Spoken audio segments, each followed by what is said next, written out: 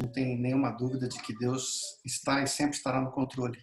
E nada realmente foge do seu amor, da sua misericórdia e da sua justiça. Então, hoje, vamos tentar entender um pouquinho o contexto que a gente está vivendo.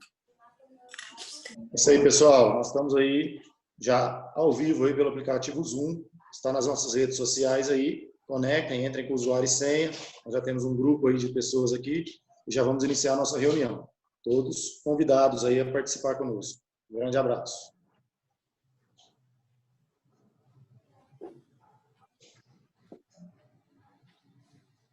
É isso aí. Boa.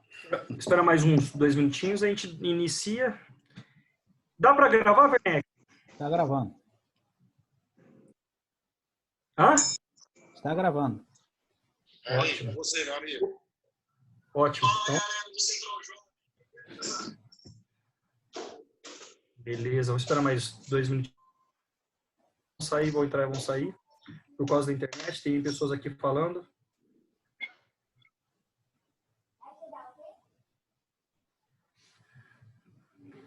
Deixa eu ir aqui. É o Marcelão. Ô, Marcelão, tô te vendo. Tá vendo? Que eu tô vendo a minha própria imagem, é isso mesmo? Não, né? É isso mesmo. Não, É isso mesmo. É, Quando alguém é isso fala- mesmo, Werneck? É, Eu vejo quando vocês e vejo a minha própria imagem também. Você pode mudar. Quando alguém falar, deve aparecer para você. E você tem como colocar um mosaico também, várias imagens ao mesmo tempo. Ok. Se você eu tô no clicar do lado mosaico. esquerdo da tela aí, você vai ver o mosaico. Isso. Eu estou no mosaico aqui no computador.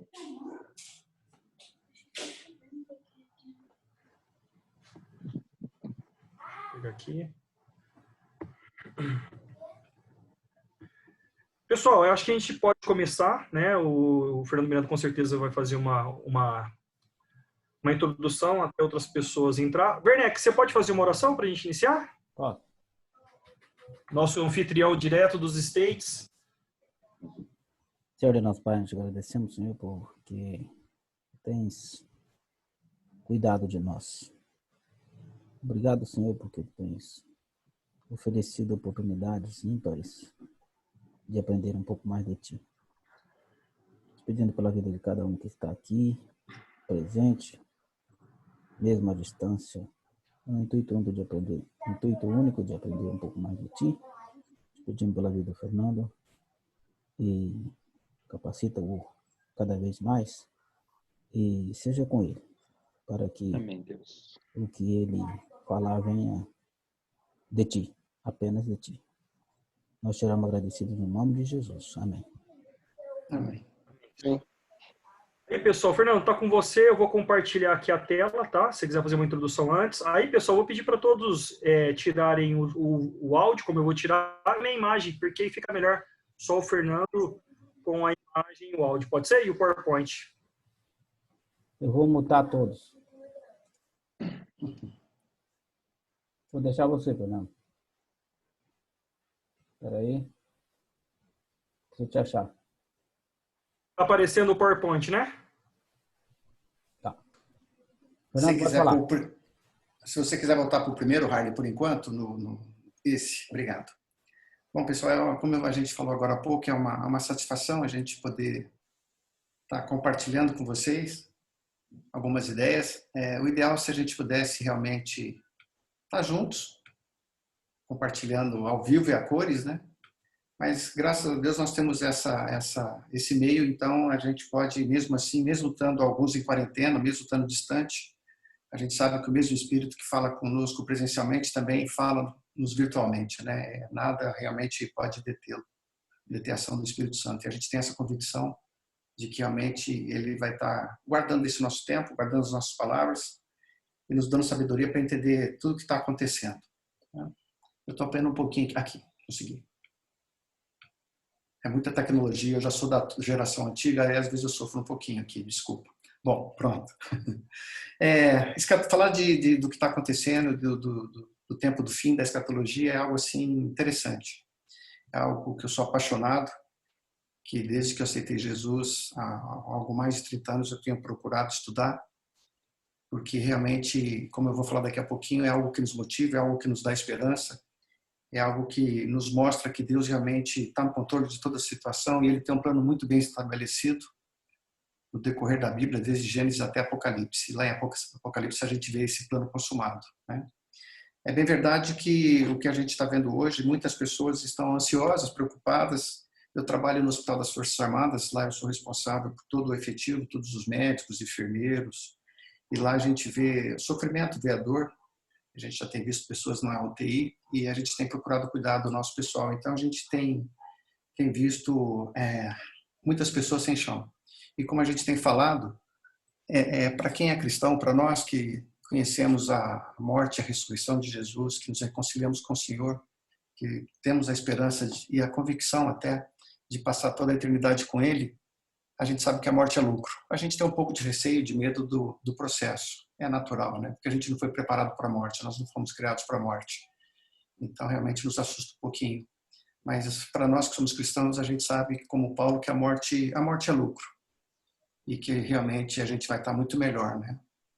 E também, ainda para nós cristãos, é um belo megafone de Deus que está acontecendo. Na realidade, Deus está falando assim para nós: como é que está o seu coração? Onde é que você está colocando sua esperança? O que realmente é importante para você, né? O que tem sustentado você diante da inevitabilidade da morte? O que tem te ancorado? O que tem te amparado? Onde é que você está colocando realmente seu coração, né? O que você tem sentido mais falta? O que você tem sentido mais necessidade, né? Então, realmente, são perguntas que nós, cristãos sinceros, devemos fazer nessas situações, assim, nesses momentos que Deus usa algumas crises, permite que algumas crises aconteçam, né? Para a gente poder realmente olhar para o nosso coração. Mas para quem não é cristão, o que a gente tem visto, né, é um desespero, é uma falta de chão, né? As pessoas agoniadas, sem saber para onde olhar, sem saber para onde buscar respostas. Então, sem chão realmente, né? Então, o que eu vejo, o que eu falo para vocês, o que eu tenho procurado fazer lá com alguns milhares de pessoas que passam lá com a gente, pelas quais a gente é responsável, é mostrar que realmente há esperança. E realmente é a oportunidade da gente não só falar com as nossas atitudes, mas também falar verbalmente que a nossa esperança deve estar em Jesus Cristo, né? Então, realmente, esse momento que a gente está passando é um momento assim emblemático, né? Um momento interessante, onde realmente a gente pode estar sentindo o amor e o cuidar de Deus, por incrível que pareça, né? Pode parecer até algo assim que não combina, mas realmente Deus nunca abandonou e nunca vai abandonar a sua criação. Ele é o maior interessado na sua criação. Quando o Harry pediu para falar com vocês sobre os fins dos tempos, né? Sobre arrebatamento, sobre as coisas que já aconteceram e principalmente as que vão acontecer, o que eu fiz foi assim, eu preparei aqui algumas transparências, até para apoiar a gente, né? Para a gente poder ir mais ou menos, eu acho que a imagem fixa algumas coisas. Infelizmente, eu escrevi bastante. Vocês me perdoem, tá? Mas é mais para direcionar um pouco as ideias e até para fixar, tá? O que a gente vai falar com vocês. Então, a primeira ali, que o Harley que está no controle ali das transparências, nós vamos passar para a segunda transparência. A primeira coisa que é interessante a gente verificar é isso daí. Eu peguei algumas passagens, né? Que o que a gente vai conversar aqui nesses próximos minutos é para a gente ter uma opinião bem definida, né? Na nossa própria mente. Então, nada julgue antes do tempo e julgue todas as coisas e retende o que é bom. Então, por mais que eu estude nesses mais de 30 anos que pesquiso, sou apaixonado por esse tema, como eu falei para vocês, porque realmente me motiva e me dá esperança e a convicção de que Jesus pode voltar a qualquer instante. Então, o que a gente vai conversar aqui, depois não só depois, mas agora, continuem orando, continuem pedindo a Deus sabedoria e realmente o Espírito vai proporcionar e que vocês retenham aquilo que realmente é bom e aquilo que promove crescimento. Tá? Nesse próximo slide que o Harley vai passar para mim, Fernando, posso falar só uma coisinha rapidinho? Pessoal, a gente tem um chat aqui, mas para não ter tanta confusão, todos têm meu WhatsApp particular. Então, me enviem as perguntas, porque a gente vai ter a apresentação do Fernando Miranda. Após isso, eu vou começar a fazer as perguntas que vocês direcionarem para mim, para que o Fernando possa responder, beleza? Vou passar aqui, tá, Fernando? Beleza. O Harley me pediu para falar assim, a gente combinou mais ou menos 45 minutos para não ficar muito cansativo. Então, eu imagino que até umas 9 eu vou me policiar para isso, tá? Porque como é um tema apaixonante, e eu fechei, vocês vão ver que eu fechei bastante o assunto. Então, vamos terminar antes até as 9, pelo menos essa apresentação, e depois o Harley, então, vai liberar para essas perguntas, que eu sei que tomara que tenha bastante, né? E tomara que o Espírito nos proporcione sabedoria. Então, o que eu estava falando para vocês é que esse detalhe aqui, ó, que para os primeiros cristãos, Eles esperavam Jesus a qualquer momento. Eles tinham essa convicção. Em várias passagens ali do Novo Testamento, né, após o estabelecimento da igreja em Atos, eles tinham a convicção e a esperança de que Jesus pudesse voltar a qualquer momento. Eles falavam sobre isso o tempo todo. Pode passar no Rally. Mas o que acontece é que essa esperança motiva a gente a elevar nossos alvos. Quando a gente olha só para o nosso entorno, só para o nosso redor, a gente passa a ter uma vida mediana, a gente passa a ter uma vida igual aquelas pessoas que nos cercam. Quando eu sei para onde que eu estou indo, quando eu sei o meu futuro, quando eu sei o que me reserva, eu fico esperançoso. Quando eu sei que mansões celestiais estão sendo preparadas para mim, quando eu sei que nós vamos governar não só essa terra, mas todo o universo, quando a gente sabe que vai ajudar inclusive os anjos, então a gente tem uma perspectiva diferente da vida. A gente não fica olhando só as circunstâncias, a gente olha para aquele que realmente nos vai apresentar para Deus como seu povo eleito, né? Então, por isso que é interessante falar do que vai acontecer no seu futuro. E esse deve ser o maior incentivo para viver de modo digno do Senhor. Então, quando eu sei que Jesus está preparando uma morada para mim, uma mansão para mim, e quando realmente eu procuro viver uma vida digna, isso me incentiva e isso me dá esperança, né? Eleva o meu padrão de vida, tá? Ok, Harley. Nesse nosso próximo slide aí, ó, só Paulo relembrando a Tito, que a gente deve viver nesse presente século, aguardando a bem-aventurada esperança e o aparecimento da glória do nosso grande Deus e Salvador Cristo Jesus. Então, isso é algo que deve nortear a nossa vida. Na época de Paulo, eles viviam assim, aguardando a bem-aventurada esperança, né? O aparecimento da glória do nosso grande Deus e Salvador Cristo Jesus. Então, que realmente a gente possa voltar a ter essa esperança. No próximo slide, a gente vai verificar que o que acontece? Antes desse, então, Harley, eu tirei isso daí, tá? Mas aí, pode segurar aí, por favor. O que acontece é que a gente tem muito medo de falar de escatologia, tá? A gente tem muito medo de falar das últimas coisas. Por quê? Tem várias linhas, tem várias vertentes. A gente não vai conseguir falar aqui disso. Não vou falar sobre isso com vocês agora, tá? Mas as pessoas têm temor e têm receio de estudar, porque, pô, qual é a verdade? A gente vai ser arrebatado antes, no meio, depois da tribulação? Realmente nós vamos ou não vamos passar pela tribulação? Vai ter a tribulação? Nós já estamos realmente no milênio? Vai ter milênio? Então, são discussões que a gente pode, numa outra oportunidade, falar sobre isso. A linha que eu vou seguir aqui vai ficar muito claro, vocês vão ver o que eu entendo. Nesse tempo que eu tenho estudado sobre as últimas coisas, eu vou deixar muito claro aqui para vocês qual é a linha de raciocínio que a gente entende na Bíblia, tá? Vocês vão ver que, embora tenha algumas pessoas assim que estudam muito, que conhecem muito da Bíblia, tem um outro pensamento, o que eu vou falar aqui para vocês, eu tenho plena convicção, eu tenho paz no meu coração, depois de todo esse tempo aqui que a gente estudou. Então, a gente não precisa ficar aflito. Eu vou pegar só um pedaço de tudo isso que eu estou falando para vocês, embora eu vou procurar falar o essencial, mas a gente não tem que ter receio de estudar sobre as últimas coisas. A gente tem que estudar hoje nas igrejas, nos nossos púlpitos, entre nós. Infelizmente, a gente não fala de um monte de coisa. Estou generalizando, não sei se tem algum pastor presente, me perdoe, tá? Mas eu estou generalizando. Então, em muitos púlpitos hoje, infelizmente, de muitas igrejas, não se fala mais de pecado, muitas vezes, não se fala de cruz, e muito menos ainda sobre a volta gloriosa de Jesus Cristo, né? É um tema que já não se fala mais porque fica com receio, né? Fica com receio de será que é essa linha? Será que é aquela outra linha? Mas a gente não pode ser assim. Nós temos que realmente ser pessoas que procurem entender e estudar, porque a Bíblia fala, a própria Bíblia revela a si mesma, né?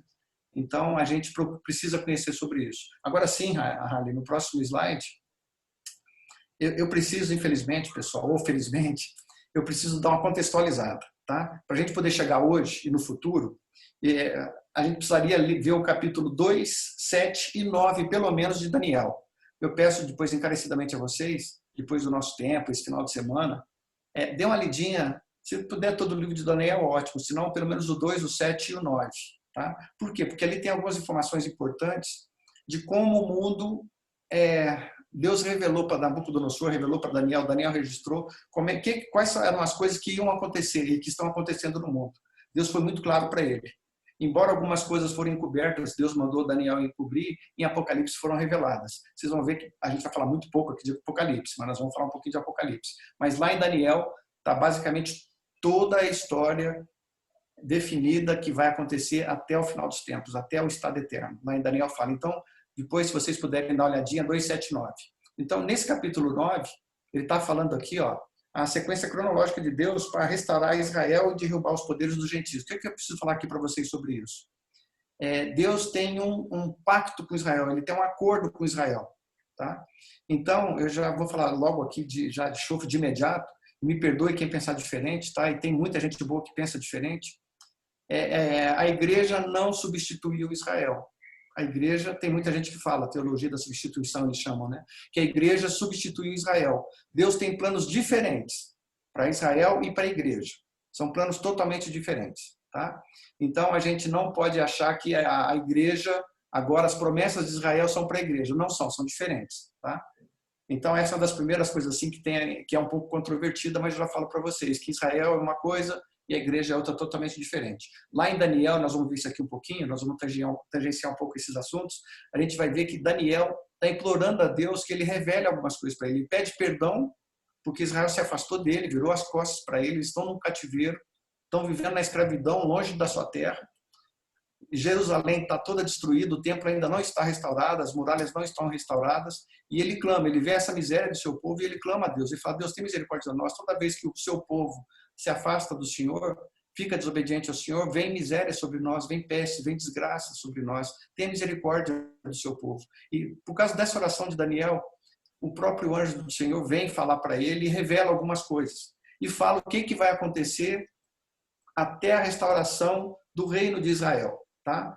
E com relação aos poderes gentios. Ok, pode passar, Harley, por favor.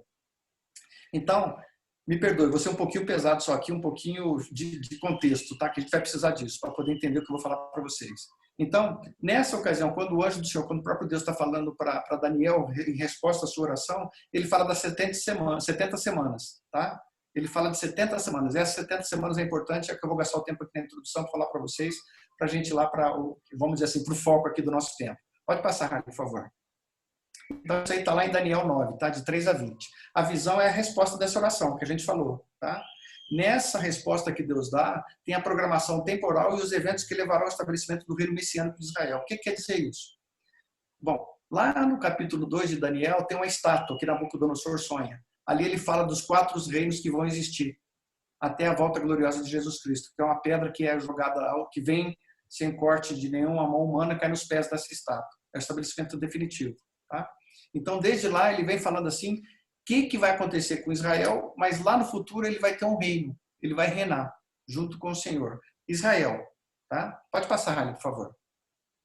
70 semanas estamos falando, tá?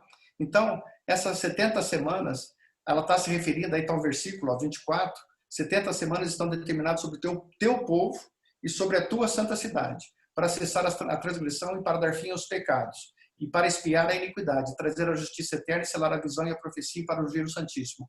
Então, aqui o que eu quero falar para vocês, deixar bem claro, está em amarelo, tá? Essas 70 semanas são sobre, é para Israel e para a cidade santa. Ele está falando de Israel e de Jerusalém, tá? Então, essas 70 semanas estão relacionadas com Israel e, consequentemente, com a história do mundo. Eu vou explicar por quê. Pode passar, Harley, por favor. A profecia, então, tem aí a ver com os judeus e com Jerusalém. Pode passar. Esse propósito, então, das 70 semanas é para cumprir integralmente as promessas de Deus e as alianças e profecias a respeito de Israel. Como eu falei para vocês, Israel é uma coisa e igreja é outra, tá? Israel é uma coisa e igreja é outra. Então, vendo a história de Israel, essas 70 semanas, a gente vai entender o que está acontecendo com a gente hoje e o que vai acontecer no futuro. Pode passar, Harley. Então, ele fala aí, ó, continuando ainda, me perdoa, gente, daqui a pouco eu termino, mas a gente precisa dar esse embasamento, tá? Sabe e entende, desde a saída da ordem para restaurar e para edificar Jerusalém até o ungido, haverá 7 semanas, 62 semanas. As ruas e os muros se retificarão, mas em tempos angustiosos. Depois das 62 semanas será cortado o ungido e não será mais. Aqui ele está falando para a gente o seguinte, Jerusalém está destruída. Ela vai ser durante 7 semanas reconstruída. Depois vai ter um período de mais 62 semanas, quando vai aparecer o Messias, o Jesus. E depois disso, depois de 69 semanas, ele vai ser cortado, ele vai ser morto. E olha só que interessante. Vamos lá, Harley, para a próxima, por favor.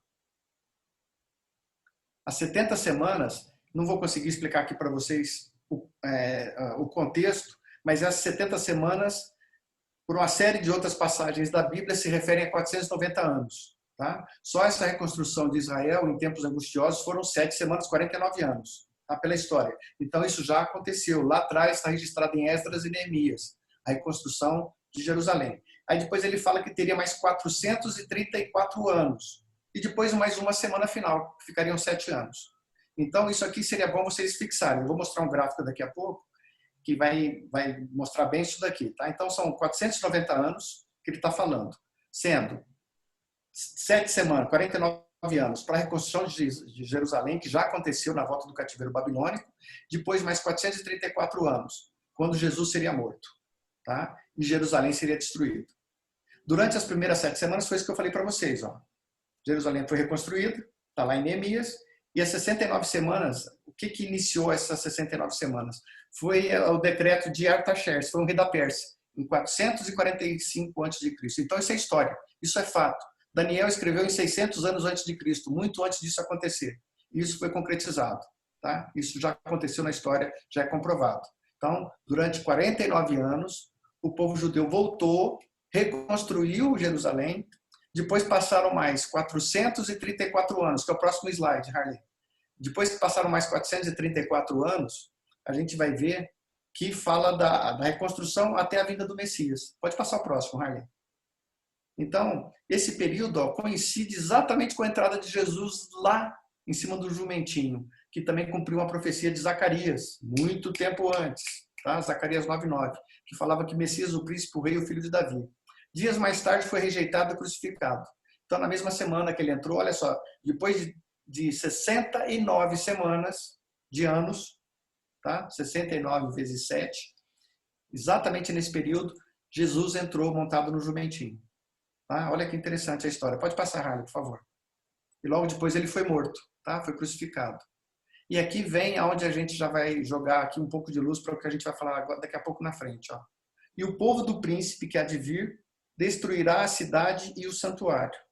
O seu fim será como uma inundação, até o fim haverá guerra, estão determinadas situações. Firmará aliança com muitos por uma semana, mas a metade da semana fará cessar o sacrifício e a oferta de cereais. Olha só, o que está sendo mostrado a Daniel? Depois de 69 semanas, Jesus ia ser morto, Jerusalém ia ser destruída por esse príncipe que havia de vir. Ele ia destruir a cidade e o santuário. Isso aconteceu no ano 70. Tá? Então, tudo isso aí que Daniel viu lá em 600 anos antes de Cristo, já aconteceu na história, já se confirmou na história. E aí depois ele está falando de uma última semana. Ele está falando de uma última semana.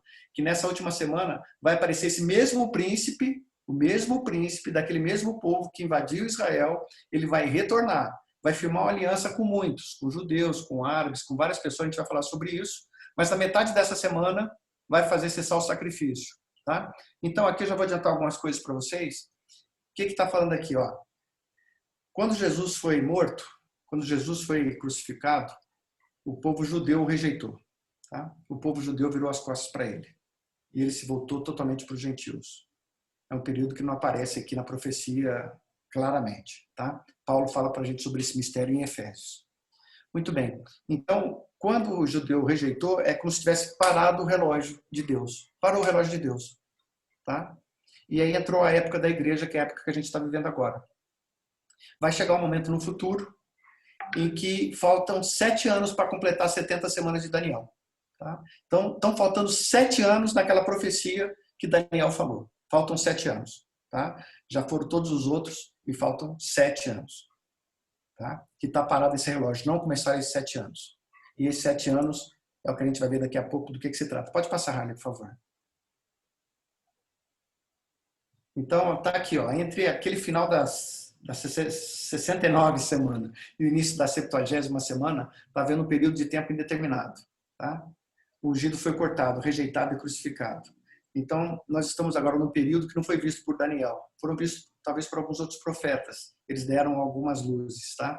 Mas os profetas do Antigo Testamento não tinham esse entendimento dos gentios reunidos em igreja, que a gente está vivendo esse período agora.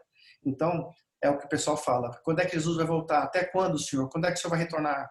Ele vai ter uma época que ele vai voltar para concluir. Assim como já passaram 69 semanas, ele vai voltar para fechar a 70ª semana que está faltando. Nós estamos nessa época aqui da igreja, na época da graça, onde aqueles que compõem a igreja são tanto judeus, que se convertem, reconhecem Jesus como Senhor, como gentil, que reconhece Jesus como Senhor. Estamos exatamente nessa época. Vai ter uma hora que vai parar isso e Deus vai voltar a falar com o povo através e por meio dos judeus. Vai voltar a se relacionar com os judeus, que é um período em que ele vai vir para falar assim, que o seu sangue, lembra que o seu sangue caia sobre sua cabeça, sobre os nossos filhos, vai ser esse período de tribulação, esse período onde ele vai vir tomar satisfação com o seu povo, com Israel. Pode passar, Harley, por favor. Então, O início dessa 70ª semana vai ser a assinatura de uma aliança, um tratado, com um personagem que é o príncipe que há de vir. Tá? Bom, vamos falar aqui algumas coisinhas já. Deixa eu ver, o próximo é o gráfico, Harley? Pode passar, por favor. Ainda não. Antes de eu falar o que eu ia falar, deixa eu só falar disso daqui. Então, as bênçãos... Pode voltar, Harley, pode voltar. Pode voltar um pouquinho para o outro. Esse. As bênçãos completas prometidas aos judeus estão adiadas até o fechamento das 70 semanas. Ou então o reino messiânico, aquela área toda que Israel vai ter, que até hoje ainda não teve, e o reino dele absoluto sobre os povos ainda não aconteceu. Vai acontecer depois das 70 semanas. Tá? Pode passar, Harley. A Bíblia está aqui, ó, tem promessas e profecias para os judeus, não é para a igreja, para os judeus. Nem ainda a 10ª parte foi cumprida. Se a gente olhar o Antigo Testamento e ver todas as profecias que tem para o povo de Israel, só 10% mais ou menos foram cumpridas. Por quê? Porque ainda tem lá na frente o reino messiânico, tá? Que nós, várias pessoas, chamam de milênio. Então, realmente, ainda não se completou as 70 semanas. Não chegamos ainda nem no início da 70ª semana. Pode ser o gráfico agora, Ali, por favor, para fazer o resumo. Para a gente entrar no que eu acho que o pessoal quer ouvir, gostaria de ouvir, né? Acho. Então, está aqui o resumo do que a gente falou, pessoal. Ó, vamos tentar aqui ver nesse gráfico o que a gente comentou. Tá? Começando ali da esquerda, então, isso. Então, teve esse decreto de Artaxerxes, que foi o rei da Pérsia, está lá em Neemias 2, tá? Que foi a reconstrução de Jerusalém e do templo. Levaram, então, 7 semanas de ano, 49 anos. Tá? Levou esse período aí que o Harley está mostrando. Então, o decreto foi em 445. Durante 49 anos, eles reconstruíram Jerusalém.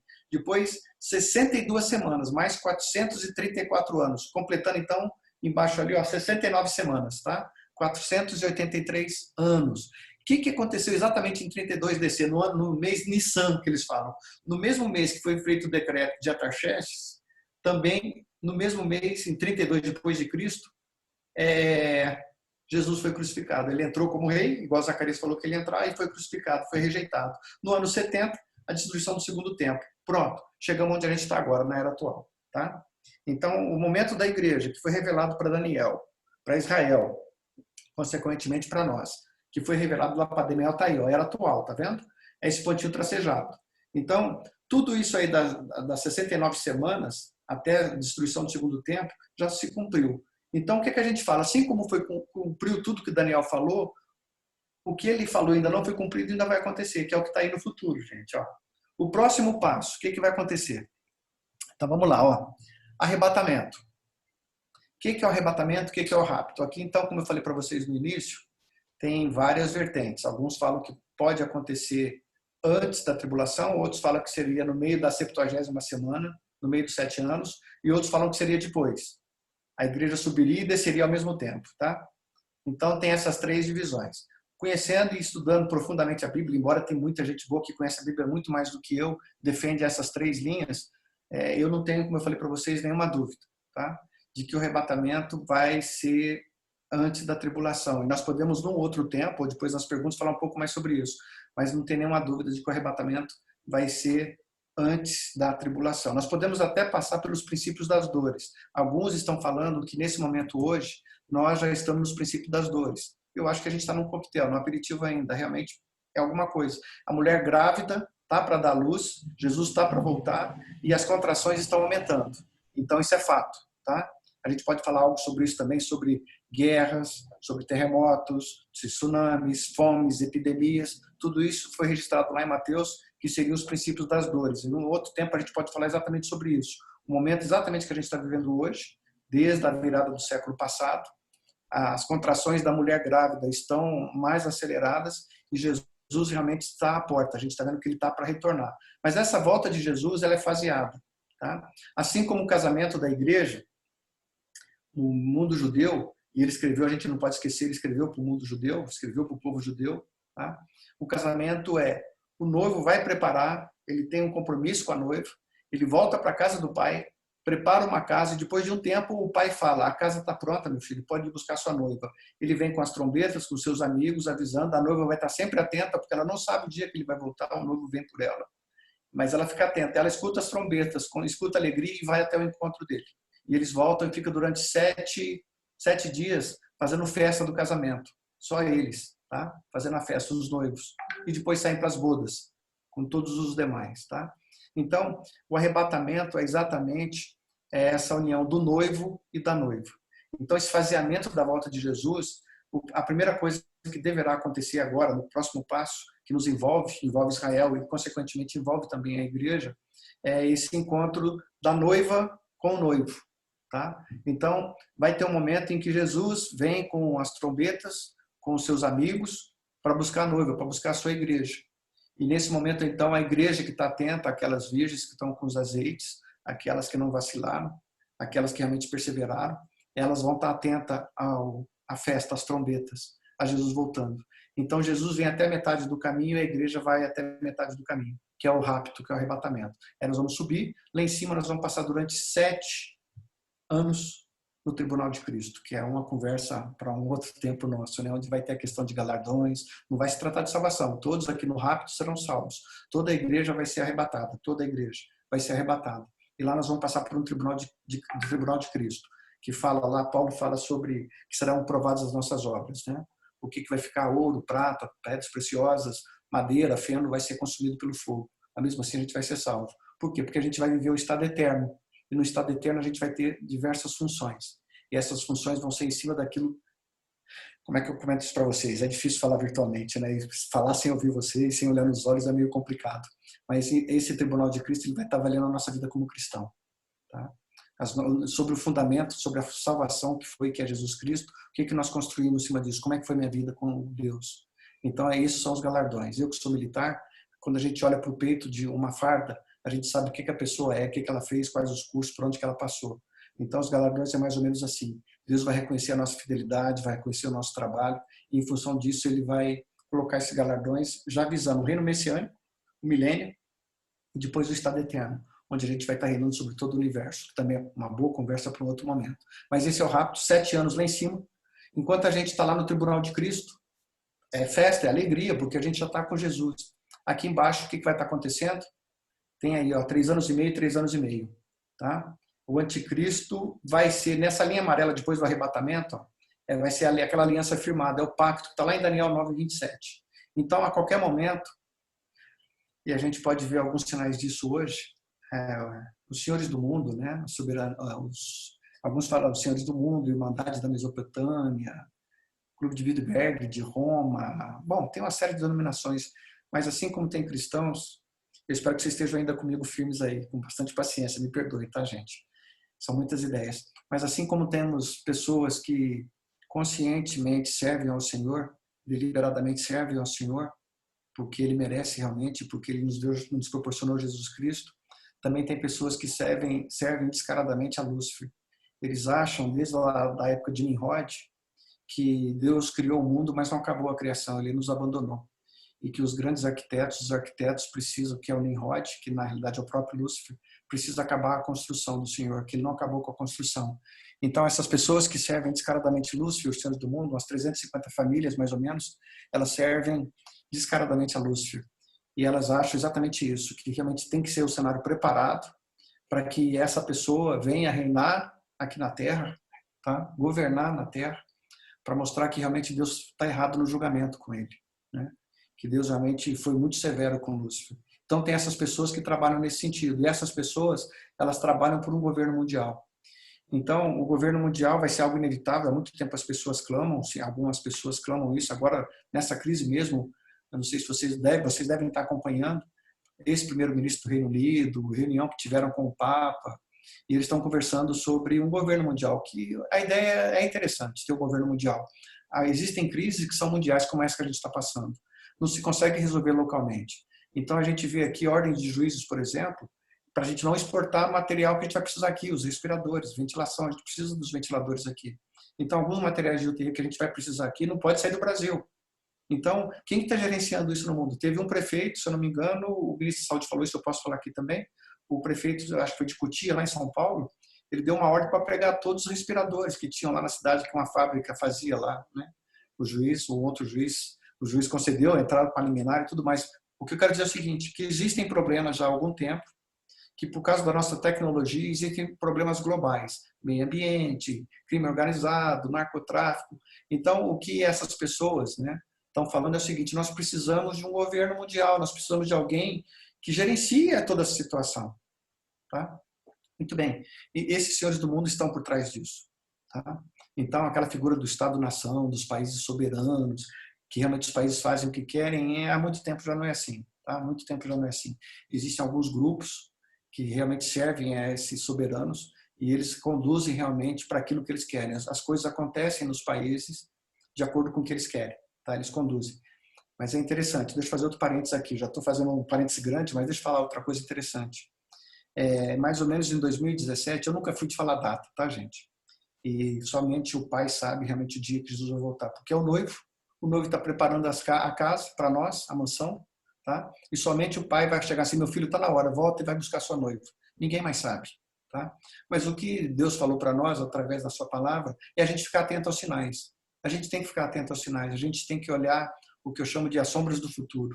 Nada acontece por acaso. Aí, se eu vejo um prédio grande, tá? Esse prédio não apareceu de manhã à tarde, passei de manhã, não tinha nada à tarde, eu passo lá e falo: nossa, um prédio, como é que ele surgiu?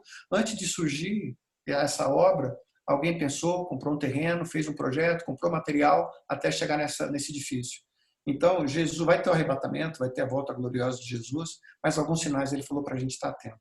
Não acontece de repente, não acontece, surgiu. Pô. Então, alguns sinais ele falou para a gente estar atento. E alguns sinais ele deixou para a gente na Bíblia. Tá?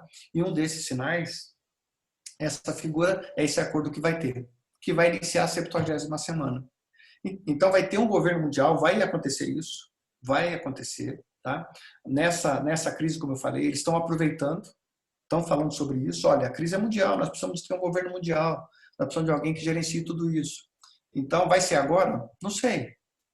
Falo para vocês, não sei. Mas o terreno está sendo preparado, já existe tecnologia, já existe uma série de coisas que a gente poderia falar, tá? Tem aí algumas explorações, tem um tal de ID 2020 que fala de vacina, de vacinação com chip e tudo mais, para melhorar a imunidade. O que a gente está vendo é que estão sendo criadas uma série de situações onde estão sendo quebradas uma série de coisas no comportamento humano.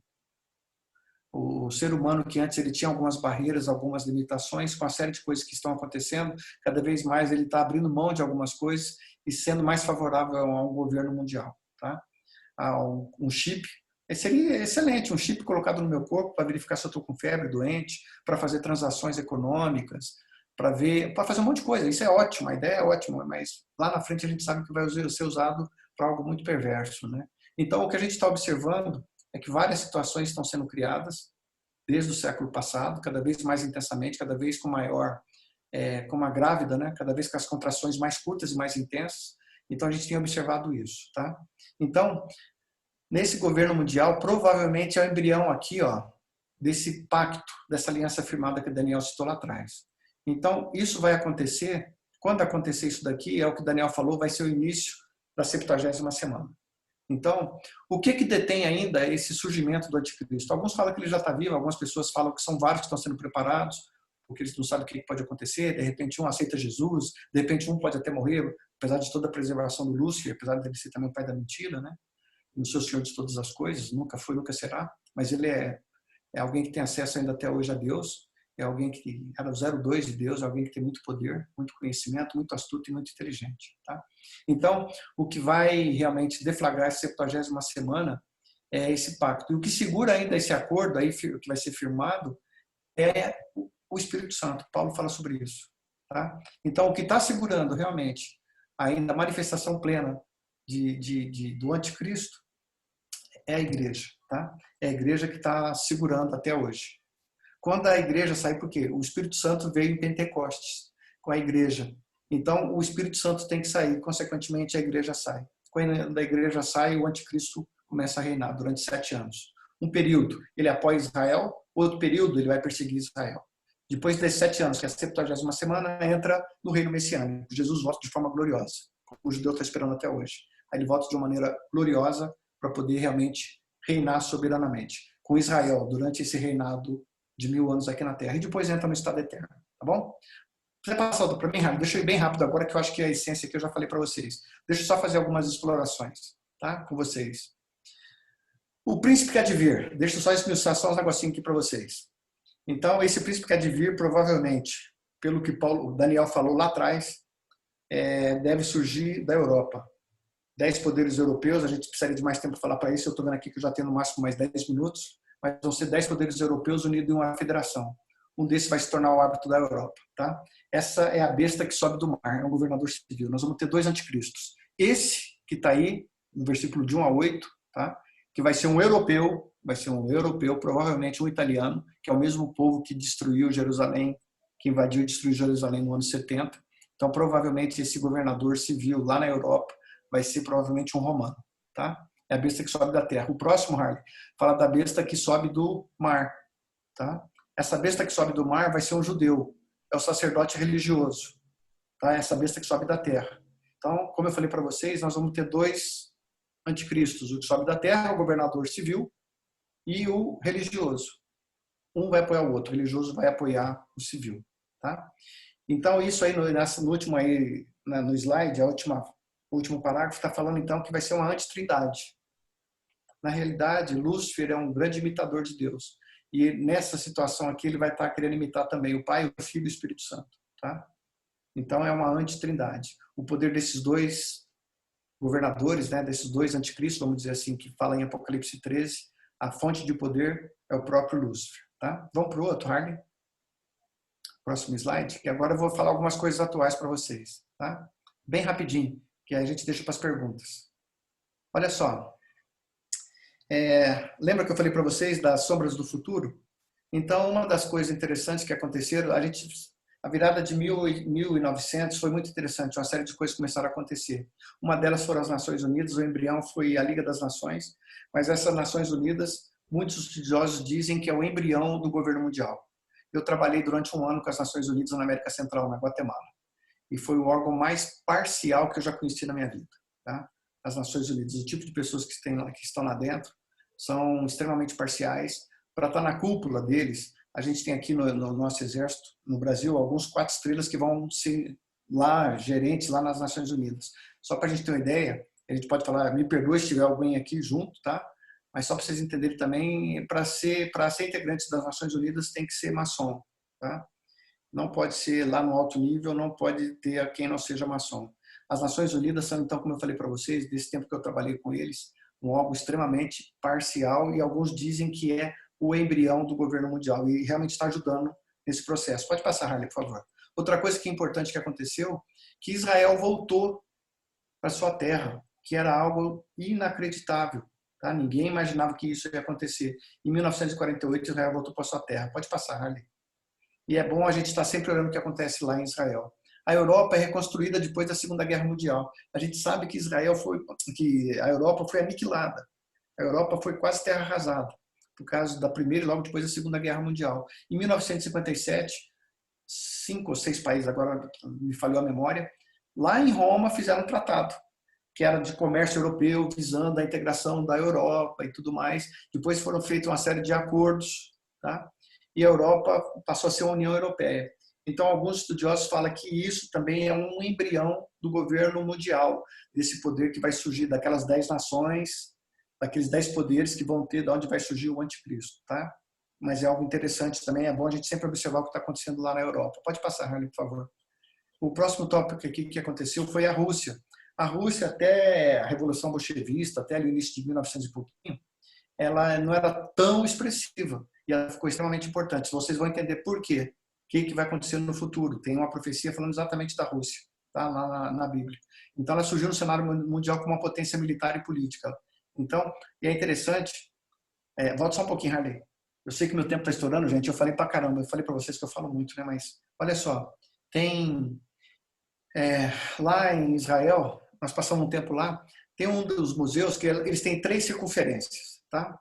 Aqui, bem na intersecção das 3 circunferências, está Israel.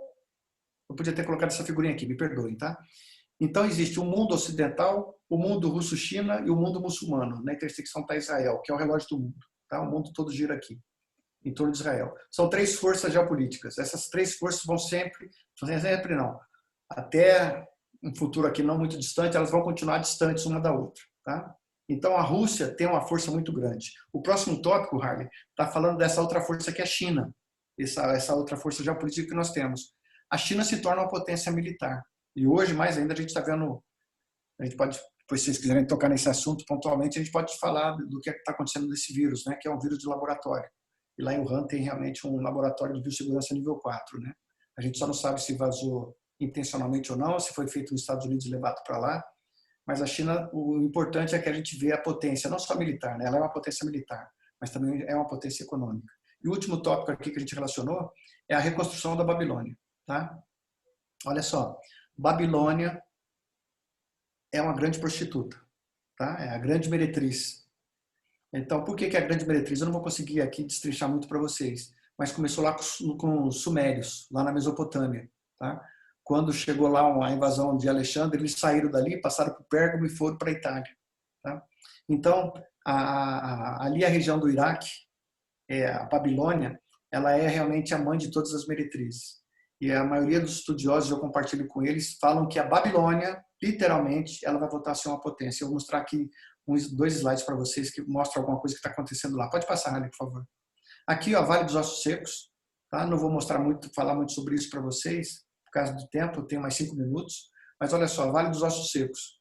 Lá em Ezequiel 37. Tá falando desses ossos secos. É uma profecia que se refere exatamente a Israel. Os ossos estavam espalhados, os povos estavam espalhados. Moisés já tinha falado isso lá atrás, que ia acontecer. Tá? Israel na dispersão, na diáspora.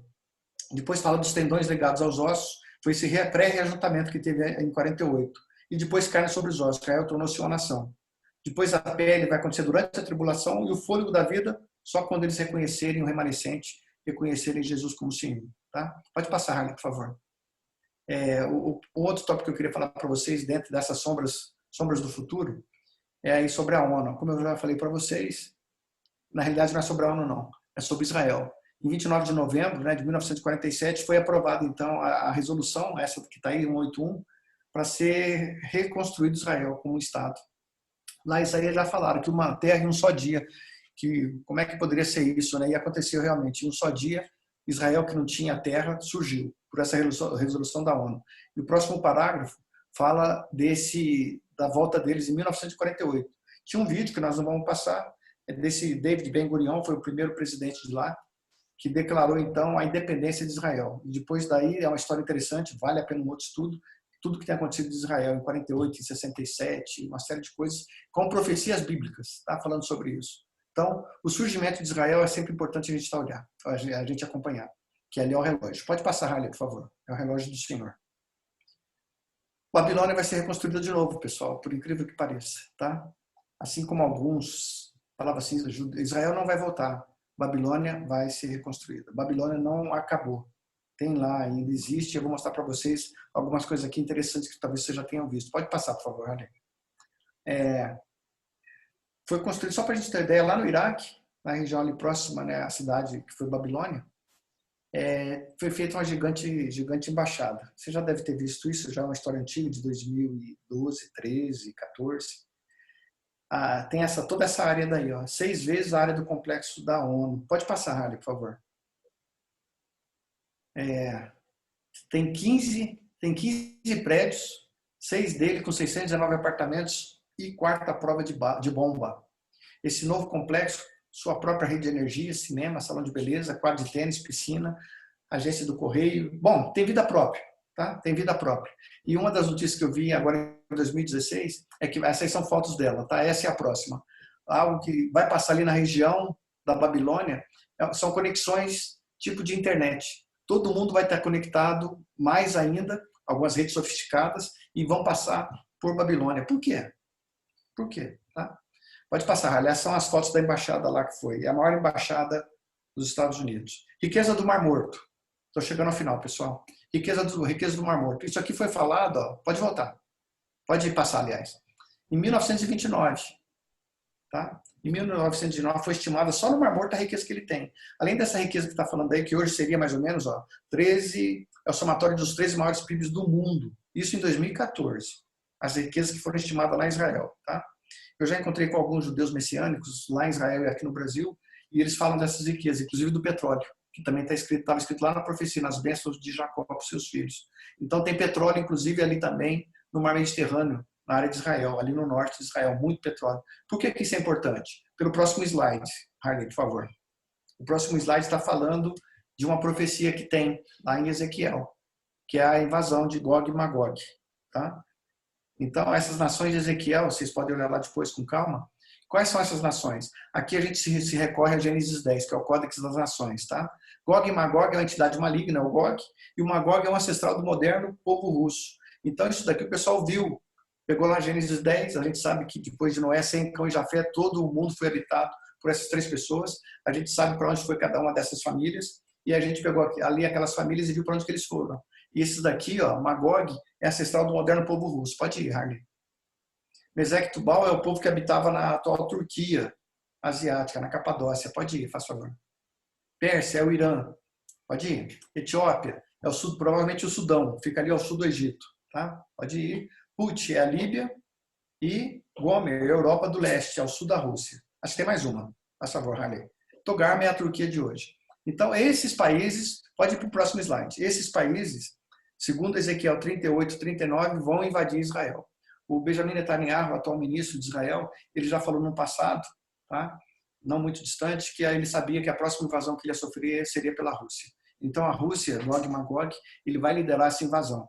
Hoje, as maiores alianças bélicas, já desde 2009, 2010, as maiores alianças bélicas da Rússia são exatamente com esses países. Tá? Impressionante, né? É a profecia se cumprindo. Então, as maiores alianças bélicas existentes hoje da Rússia são com esses países, Irã, Turquia, principalmente, Sudão, por incrível que pareça. Tá? Então, esses países, segundo Ezequiel, vão invadir Israel. Quando? É uma grande dúvida e a gente pode conversar isso em outro momento. Mas vai ter essa invasão da Rússia, segundo Ezequiel previu lá em 38 e 39. Ok, Harley? E um versículo que está lá em Apocalipse fala de 200 milhões. Foram soltos 4 anjos, estavam preparados para a hora, dia e mês. Isso aqui já estamos nas 7 semanas, tá? Na tribulação. E o número dos exércitos dos cavaleiros era de 200 milhões. 200 milhões. Então, muitos estudiosos falam que esses 200 milhões são anjos que estão fechados no abismo, que vão ser soltos, mas os outros falam diferente. Falam que é a China, Harley, no próximo slide. Alguns falam que isso daí é a China.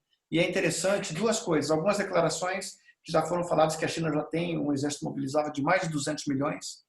E isso daí que está na tela, gente. Isso aí que está na tela é a Rota da Seda. A China já está em fase final de construção dessa que está em vermelho, se vocês observarem, a nova Rota da Seda. Tá? E é interessante que ela... Olha onde que ela vai desembocar. Lá no finalzinho. Você sabe o que é ali onde o Harley está mostrando com a seta? Israel. Tá? Bom, nós somos militares. E a gente sabe que só existe uma guerra se tiver, a gente chama via de acesso. Tem que ter um canal para chegar lá, munição, fardamento, pessoal. Então, é interessante que exatamente essa Rota da Seda está chegando, desembocando lá em Israel. É uma área difícil, que não tinha essa estrada, não tinha estrada, e eles estão construindo estrada para chegar até lá.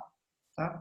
Então, alguns estudiosos dizem que esses 200 milhões pode se tratar da China para chegar lá em Israel e invadir na 70ª semana, deve acontecer isso. Tá? Então, tem essa vertente. Ok, Harley, deixa eu ver se já é o último. Tá aí, estamos acabando então. Tá? O que a gente pode observar hoje é que realmente, como foi falado lá no passado, já se pode ver a caligrafia que fala do colapso da civilização. Né? O ser humano se vangloria, é uma civilização que se distanciou completamente de Deus. A gente vê isso hoje. Tá? A gente pode ver na situação que a gente está passando, aonde que chegou, onde é que pode chegar o homem que é rebelado contra Deus, o homem que se distanciou de Deus. Né? E a gente pode ver realmente esse colapso da civilização, é o que a gente está observando hoje. A gente não sabe o que vai emergir de tudo isso. A gente não está entendendo muito o que vai acontecer. Eu falo para vocês que, como eu trabalho no Hospital das Forças Armadas, onde a gente atende presidente, ministros, e 150 mil pessoas estão ali em condições de atender, e a gente está acompanhando o que está acontecendo, observando todos os cenários, então a gente não tem muita convicção ainda do que vai acontecer. A gente tem alguns cenários montados, mas o que é mais interessante é o que vai surgir depois disso. Qual é o mundo que vai surgir depois disso? A gente sabe que pode ter um colapso na economia, a gente sabe que se for durando, alguns falam que pode até 2021, a gente sabe que se continuar essa quarentena, a gente sabe que vai ter quebra, pânico social. Lá no hospital a gente já tem tendo pessoas, médicos, enfermeiros, descompensados. A gente tem um grupo lá que a gente montou de psicólogos, psiquiatras, assistentes sociais. O que a gente já está observando são pessoas descompensadas, são pessoas que, além de servidores nossos, médicos, de saúde, pessoas que chegam lá com síndrome do pânico, desesperadas. Tá? Então, realmente, a gente não sabe quanto tempo isso vai perdurar. Mas a gente tem ideia, imagina que vai ser um mundo diferente desse que a gente vive até hoje. Tá? Qual vai ser? é uma boa conversa que a gente pode ter também num outro momento. Pode passar o outro slide, por favor. Então, a única esperança deste mundo é o retorno do Rei verdadeiro. As coisas somente vão ser colocadas em ordem com juízo, o único caminho para a bênção esperada pela criação que geme. Então, realmente, é aquilo que a gente falou na introdução, né? Voltando para a introdução. Então, realmente, a gente está vendo hoje uma grande oportunidade para os nossos cristãos colocar realmente a nossa esperança naquele que tem o controle de todas as coisas, né? Porque a gente vê o sofrimento humano, a gente vê onde nós chegamos. A partir do momento que a gente delegou a autoridade que Deus deu para nós na criação para Lúcifer, e ele hoje é o príncipe desse mundo, e ele está fazendo as coisas a seu bel prazer, bem à vontade, permitido por Deus, até onde ele permitir, ele vai. Então, a gente vê onde é que chegou esse mundo, que está sendo conduzido por Lúcifer, né? Por permissão nossa, consentimento nosso, né? Então, realmente, a gente anseia e deve ansiar por esse retorno desse Rei verdadeiro. Pode ir para o outro, Harley, que eu acho que é o último ou penúltimo. Tá aí. O dia do Senhor, porém, virá como ladrão, os céus desaparecerão com um grande estrondo. Isso vai acontecer, tá, gente? Os elementos serão desfeitos pelo calor, a terra e tudo que nela há será desnudado.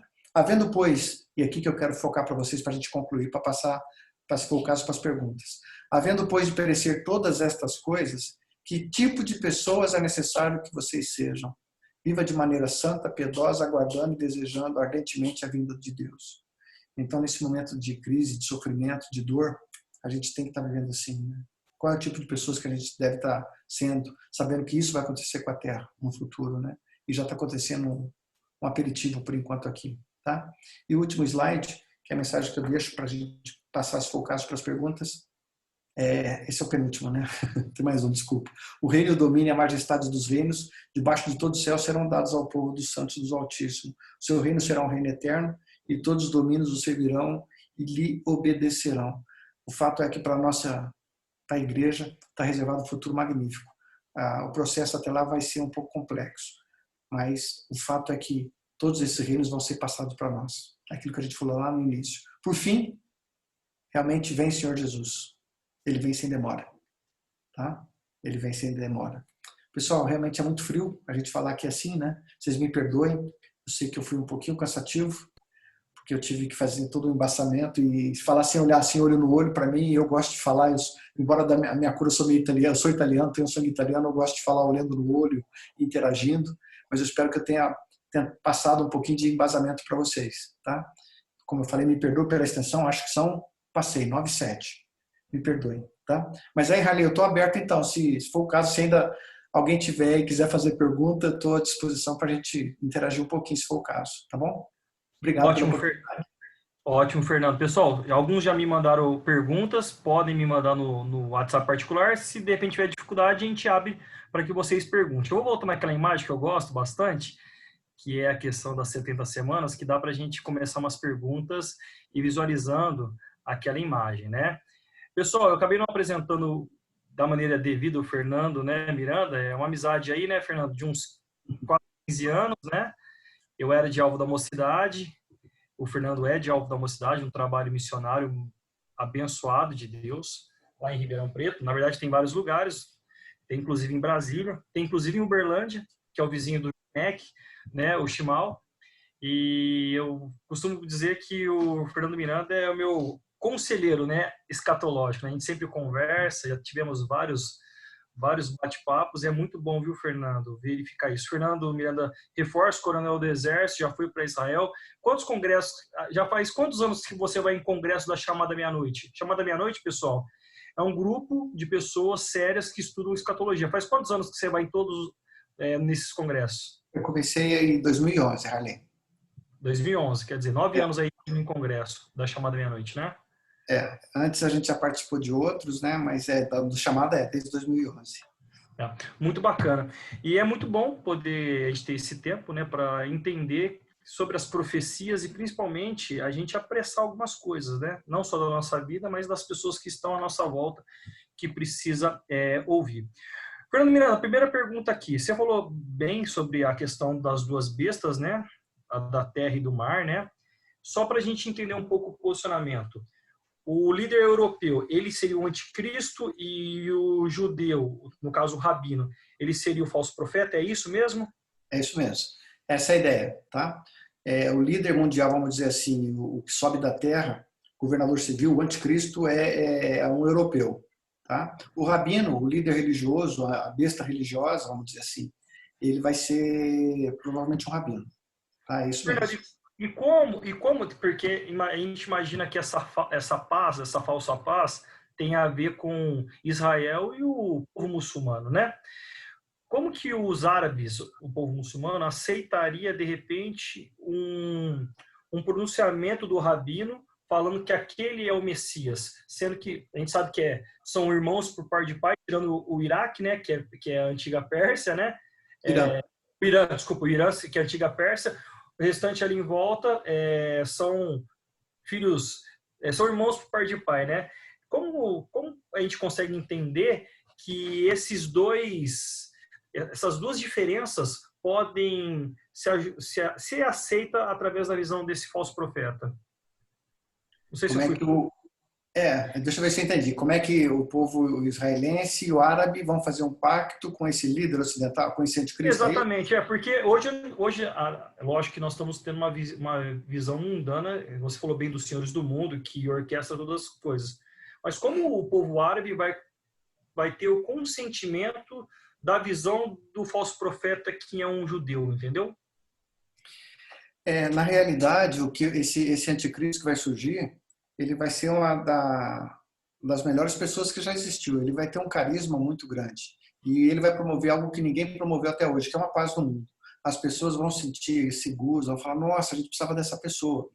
Provavelmente esse acordo, Harley, que ele vai fazer, e talvez seja reconhecido pelos dois povos, vamos dizer assim, tanto pelo árabe como pelo judeu, o árabe também espera, né, um anticristo, um líder. Ele espera um líder.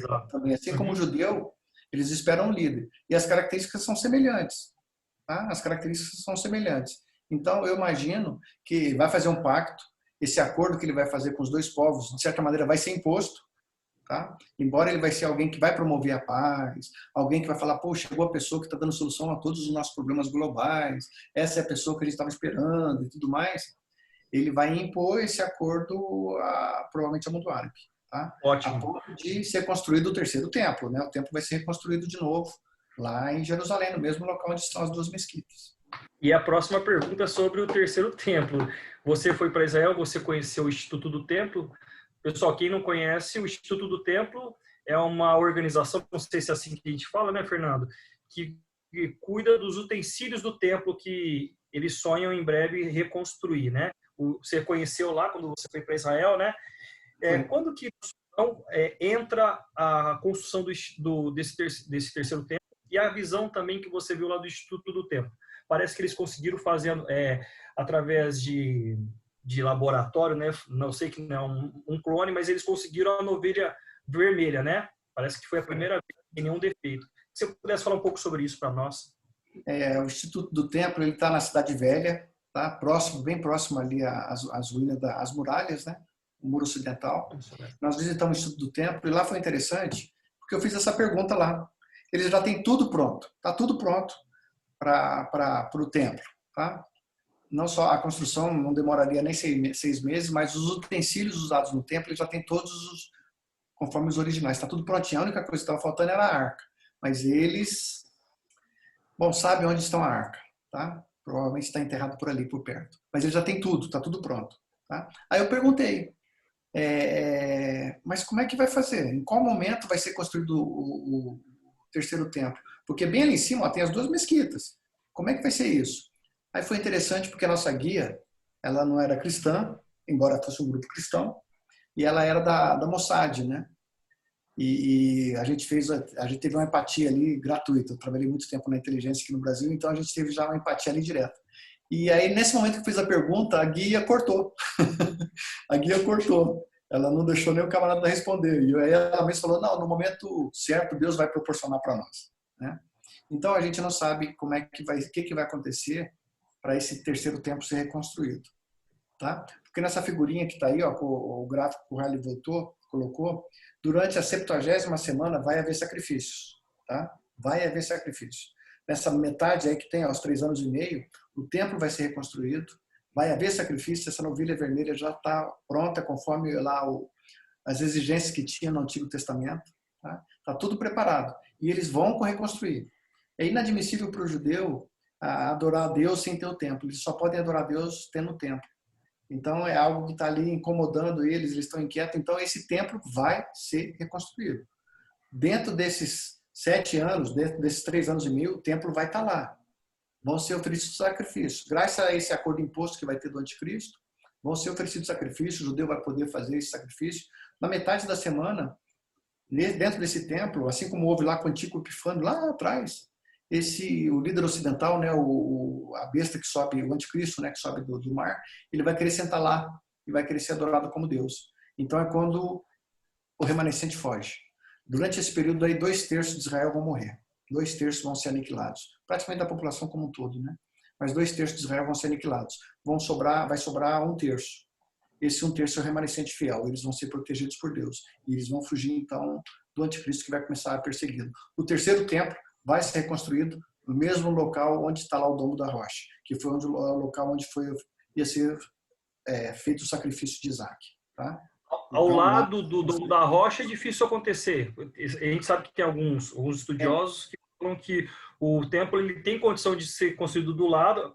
Muitos falam que realmente não é onde está o Domo da Rocha, do lado, que ali poderia simbolizar, inclusive, a falsa paz. Não. A maioria dos estudiosos falam que vai ser exatamente no local do Domo da Rocha, tá? Que vai ser lá. Não tem essa brecha. Em princípio, pode até acontecer, a gente não... a gente falando de um futuro, né? Mas a maioria dos estudiosos fala que exatamente onde está o Domo da Rocha vai ser reconstruído. Pelas dimensões do terceiro templo, não caberia. Alguns forçam um pouco e falam que caberia tudo ali junto. Cabe não. Tá? Vai ser no Domo da Rocha, a maior parte fala isso. Tá? Ótimo. O Fernando, o Gog e Magog ele acontece aqui, um pouco antes da volta, a segunda vinda de Cristo, certo ou não? Peraí, perdi, Harley. Desculpa, como é que é? Eu fui ler uma pergunta o Gog e Magog ele acontece aqui nesse momento aqui, né? Mais ou menos quando eu tô com o mouse, né? Um pouco antes da volta do Messias, certo ou não? Essa pergunta vale mais de $1 milhão. Vale mais de $1 milhão. Sem dúvida. Existe o seguinte, a invasão de Gog é o seguinte, Israel é muito rico. O próprio Deus vai jogar um anzol e vai trazer a Rússia com aqueles aliados. Tá? Por quê? Porque tem um monte de riqueza em Israel. Então esse pessoal, a Rússia e esses outros povos vão ser atraídos para ir para lá, para buscar essas riquezas. Tá? Quando vai ter uma intervenção sobrenatural. Tá? Então ali tem algumas passagens que deixam muita dúvida. Por exemplo, fala assim do armamento que vai ficar queimando durante 7 anos. Fala do enterro das pessoas durante 7 meses. Mas aí fala 7 anos queimando. Peraí, como assim? Então tem um pessoal que fala. E aí o mais forte fala assim que Israel vai estar em segurança, sem muros. Tá? Israel vai estar seguro. Israel não está seguro. Hoje não. Tá? Israel não está seguro. Então alguns dizem que pode ser bem aqui, quando for firmado o pacto. Construído o terceiro templo, Israel vai se sentir seguro. Tá? E vai falar, pronto, estamos tranquilo. Então aqui viria a invasão da Rússia. E teve uma última linha que foi o Dr. Roger Lieb, que é um judeu messiânico, a gente conversou com ele já algumas vezes aqui no Brasil, e ele falou o seguinte, ele falou, e isso assustou um monte de gente, tinha um camarada ali fazendo a interpretação para mim, e ele ficou até assustado, é um cristão antigo, ele falou que vai ser, eu estou passando o mouse, mas vocês não estão vendo, mas vai ser aqui na volta de Jesus, na vida gloriosa, na volta do Messias. Por quê? Porque somente aí Israel vai estar seguro, quando Jesus voltar. Então, mesmo aí nessa ocasião, vai ter invasão, tem ali alguns dias que Daniel fala, né? 30, 45, 75. Então, alguns estudiosos falam que essa invasão de Gog e Magog, da Rússia, pode acontecer ali quando realmente Israel estiver seguro. Voltou o Messias, e nesse momento a invasão da Rússia. Então, tem esses dois pontos de vista. Ou um pouquinho antes do rapto, ou quando for firmado o pacto, o acordo, ou quando Jesus estiver voltando na vida gloriosa. Tá? Fernando, duas perguntas em uma, aí a gente pode abrir para as pessoas também, que essas perguntas que eu estou fazendo, algumas pessoas me enviaram, outras são minhas também. A ideia agora, são 3 personagens que eu vou falar, os 2 papas e o Macron, né? A gente vê muita coisa na internet falando que nunca houve 2 papas, né? A ideia de 2 chifres, né? Que também tem um pouco de profecia nisso. Um pouco da Igreja Católica, que é a meretriz, né? Sentada nos 7 montes, né? A gente sabe que Roma ali tem a cidade dos 7 montes. é possível imaginar o anticristo sendo um papa? Outra pergunta.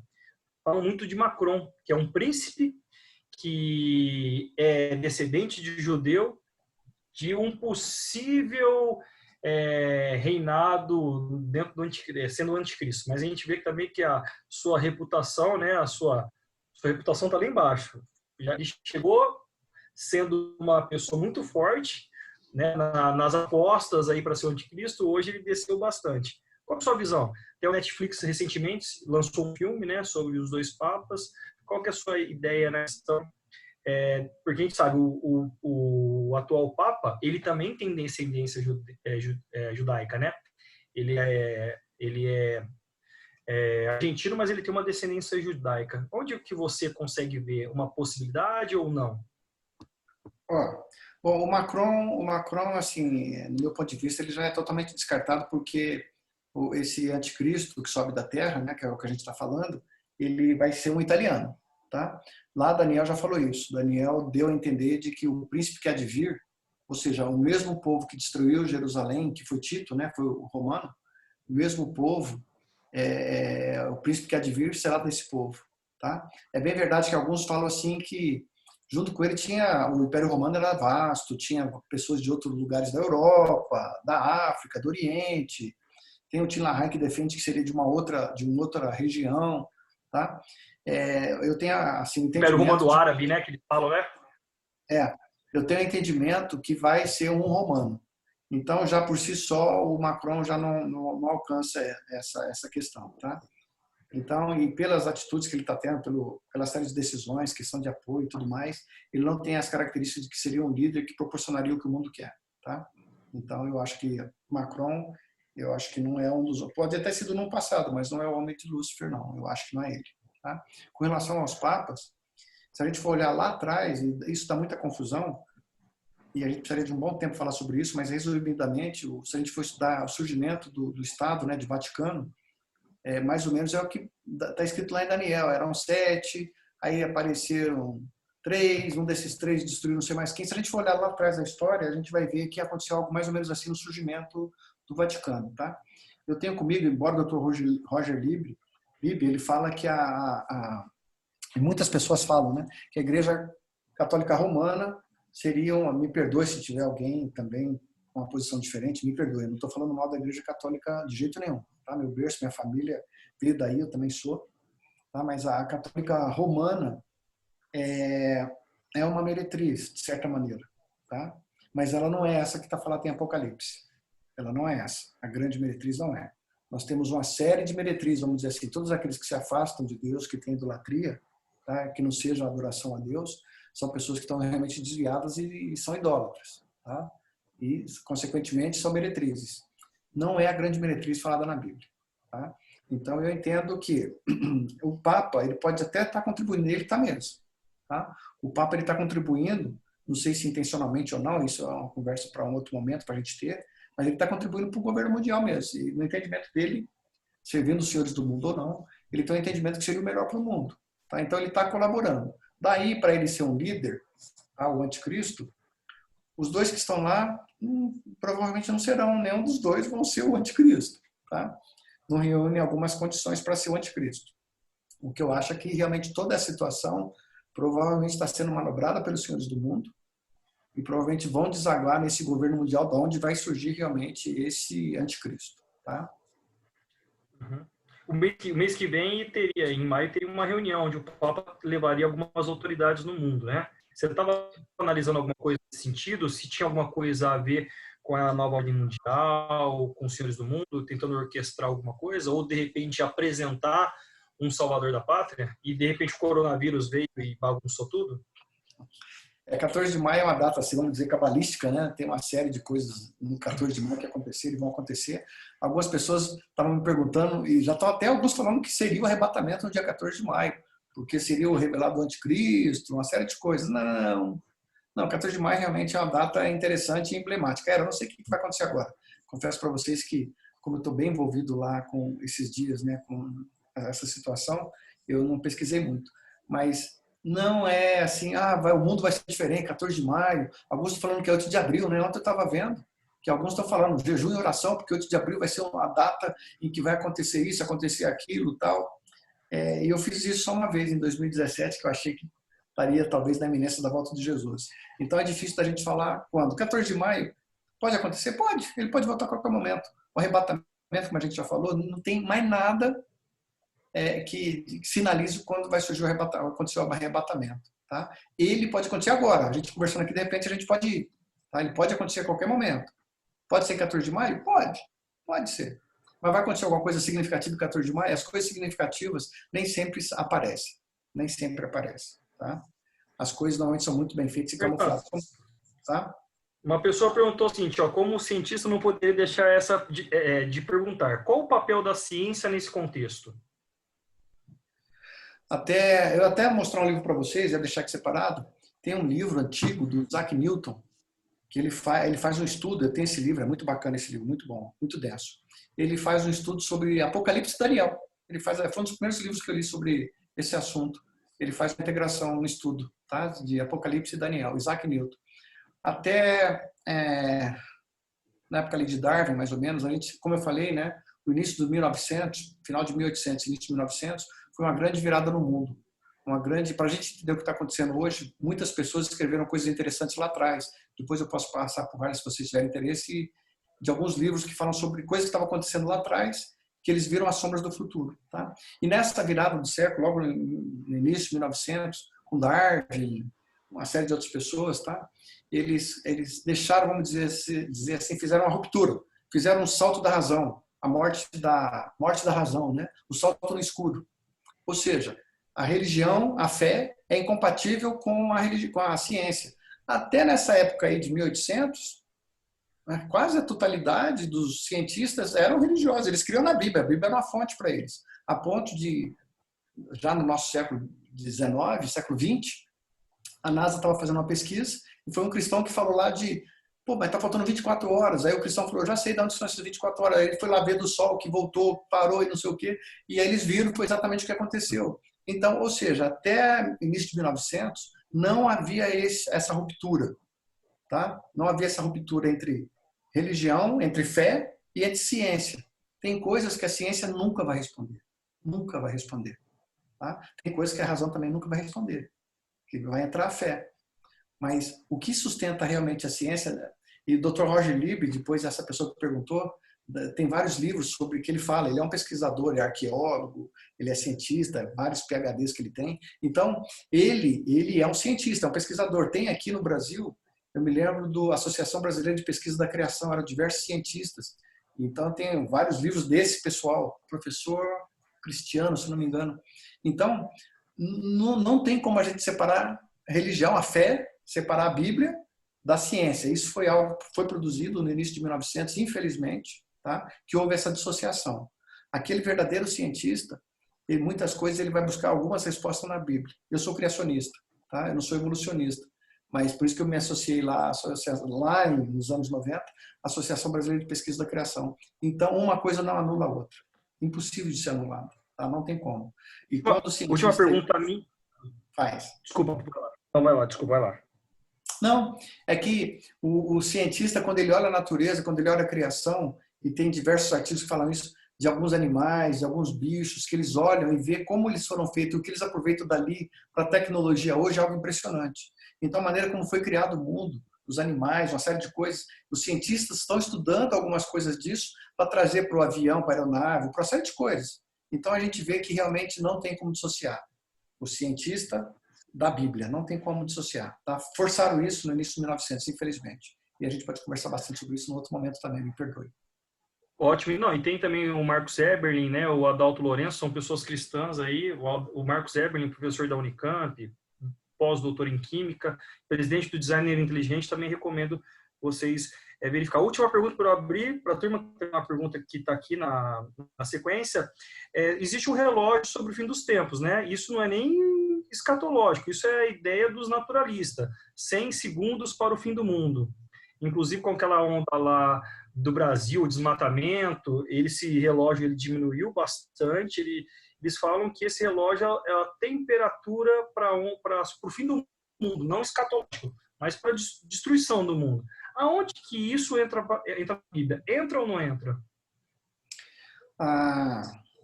Na década de 90, logo no início da década de 1990, saiu um artigo no jornal, a pena que eu acho que eu não consegui encontrar mais esse artigo, estava comigo aqui, mas eu perdi. Tá? Mas falou assim que se alguns procedimentos, o mundo chegou num tal momento, eles estavam falando principalmente do meio ambiente, tá? Chegou num momento que eles tinham algum tempo, e tem alguns livros escritos sobre isso, até para o brasileiro. Tem um outro também que fala dos 4 graus, tá? Do aquecimento, o que pode acontecer. Então, eles falam assim, que o mundo teria até 2000 e pouquinho para tentar reverter isso. Se nada fosse feito, eles colocavam até lá uma data, que eu prefiro não falar, a gente pode falar depois no privado, vamos dizer assim, né? Eles colocavam até uma data que falava assim, olha, o meio ambiente, o mundo, se nada for feito nisso, a Terra não vai ter condições de existir mais. Ele vai, tipo assim, implodir. Então, existe aí gráficos, desastres no mundo, um monte de coisa, e o relógio, se não me engano, ele vê todas as situações. O fato é que realmente o meio ambiente que está acontecendo com ele, a degradação que está acontecendo, e esses próprios cientistas que escreveram isso lá no início dos anos 90, depois eles voltaram a escrever um artigo e falaram, olha, não foi feito nada. Então, o nosso mundo está realmente fadado à destruição, não tem mais como reverter. A gente sabe que quem tem o controle de tudo é Deus. Alguns já estão falando que com esse parar das pessoas de andar, até os sismólogos estão falando dos barulhos, da movimentação. Alguns estão falando que a Terra até está mudando a velocidade dela de rotação, os movimentos que ela tem. Alguns estão falando sobre isso. Tá? Então, é bem verdade que Deus pode fazer um monte de coisa. Assim como levou o povo para ficar 70 anos, como eles não respeitaram o descanso da Terra, eles levaram para ficar 70 anos no cativeiro, Deus pode fazer e reverter, ou seja, esse relógio e essa degradação do meio ambiente. Pode acontecer. Mas, realmente, esses cientistas falaram que se não fosse feito nada e não foi feito, o mundo, infelizmente, nessas próximos anos, décadas, aí, realmente está fadado a implodir. Então, esse relógio ele se baseia em alguma dessas coisas aí que fazem esse mapeamento dos desastres, das desgraças que acontecem no mundo. Ótimo. Pessoal, aberta a pergunta, que eu tenho mais aqui, mas vou deixar aberto para que vocês perguntem também. É só abrir o microfone e fazer a pergunta. Harley, tem uma pergunta Oi. aqui que alguém mandou, Ricardo de Oliveira Faria. Ah, sim, Ricardo. Está aqui escrito, posso ler aqui? Pode, manda bala. Fala assim, ó, o anticristo, que seria um governo civil, teria o reconhecimento por algo que ele faria? Por exemplo, ele pode ser reconhecido por descobrir a cura do coronavírus e essa situação faria com que ele fosse respeitado? Ô, Ricardo, pode ser, tá? Pode ser. Embora já tenha aí nos Estados Unidos, mas principalmente em Israel, eu li uma notícia ontem que eles já estão testando, já em outro lugar também está, se não me engano, na China, já descobriram, parece que é uma vacina, eles já estão testando. É bem verdade que vai demorar mais um pouquinho de tempo, tá? Mas o fato é que esse anticristo, né, o que vai subir da terra, ele vai ser aclamado, tá? O camarada, se a gente teve aqui no passado recente alguém assim com um discurso de carisma, que tinha um carisma, que conseguia influenciar as pessoas. A gente teve alguns governos populistas, né, não tão distantes agora, que a gente ficava enfeitiçado até, né, falar, caramba, esse camarada, ele vai resolver todos os problemas, e às vezes não resolveu todos os problemas, pelo contrário, criaram alguns outros. Então, esse governador civil, esse anticristo, que vai ter, o líder do mundo ocidental, ele realmente vai ser uma pessoa assim, reconhecida pelo seu poder, pelo seu carisma, pela sua capacidade de articulação, você entendeu? Então, pode ser. O camarada, rapaz, ele descobriu o coronavírus, a solução, não sei o quê. Pode ser, tá? Mas não é só isso. Tá? Ele vai precisar ter alguns atributos e ele está sendo preparado realmente, embora Lúcifer seja o pai da mentira, algumas pessoas que a gente escuta e acompanha e conversa, eles falam assim que, como eu falei, Lúcifer está preparando, parece que 9 pessoas, né? Hoje, atualmente, ele está preparando 9 pessoas para poder assumir, para ser o líder. Como ele é o pai da mentira e a agenda não é dele, embora ele tenha uma agenda, a agenda é de Deus, pode ser que um desses agora assuma no futuro próximo ou não. Mas essas pessoas são muito bem talhadas, muito bem preparadas, com muito conhecimento, muito discernimento. Se vai ser alguém que vai arrumar a solução e pacificar a situação, pode ser. A gente vai acompanhar e ver o que vai acontecer. Tá bom, Ricardo? Alguém quer perguntar alguma coisa, pessoal? Só liberar o microfone aí e fazer a pergunta. Opa, eu tenho. Tá me ouvindo? Fala, Luquinha. Beleza? Tem uma pergunta. Quando fala lá em Atos 2,17 também, que nos últimos dias ia ter um grande avivamento, que fala que Deus derramaria o Espírito dele sobre a terra, os jovens acho que profetizariam, os velhos teriam sonhos. Onde que entraria isso aí? Se tem relação? Se vai ter um grande avivamento antes da vinda de Jesus? Onde que encaixa esse trecho lá de Atos 2,17? Como é que eu perdi o nome?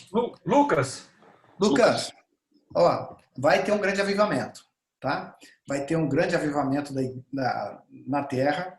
O evangelho vai ser proclamado a todo mundo, tá? O evangelho já foi proclamado, tá? Mas esse grande avivamento não vai ser na era da igreja, tá?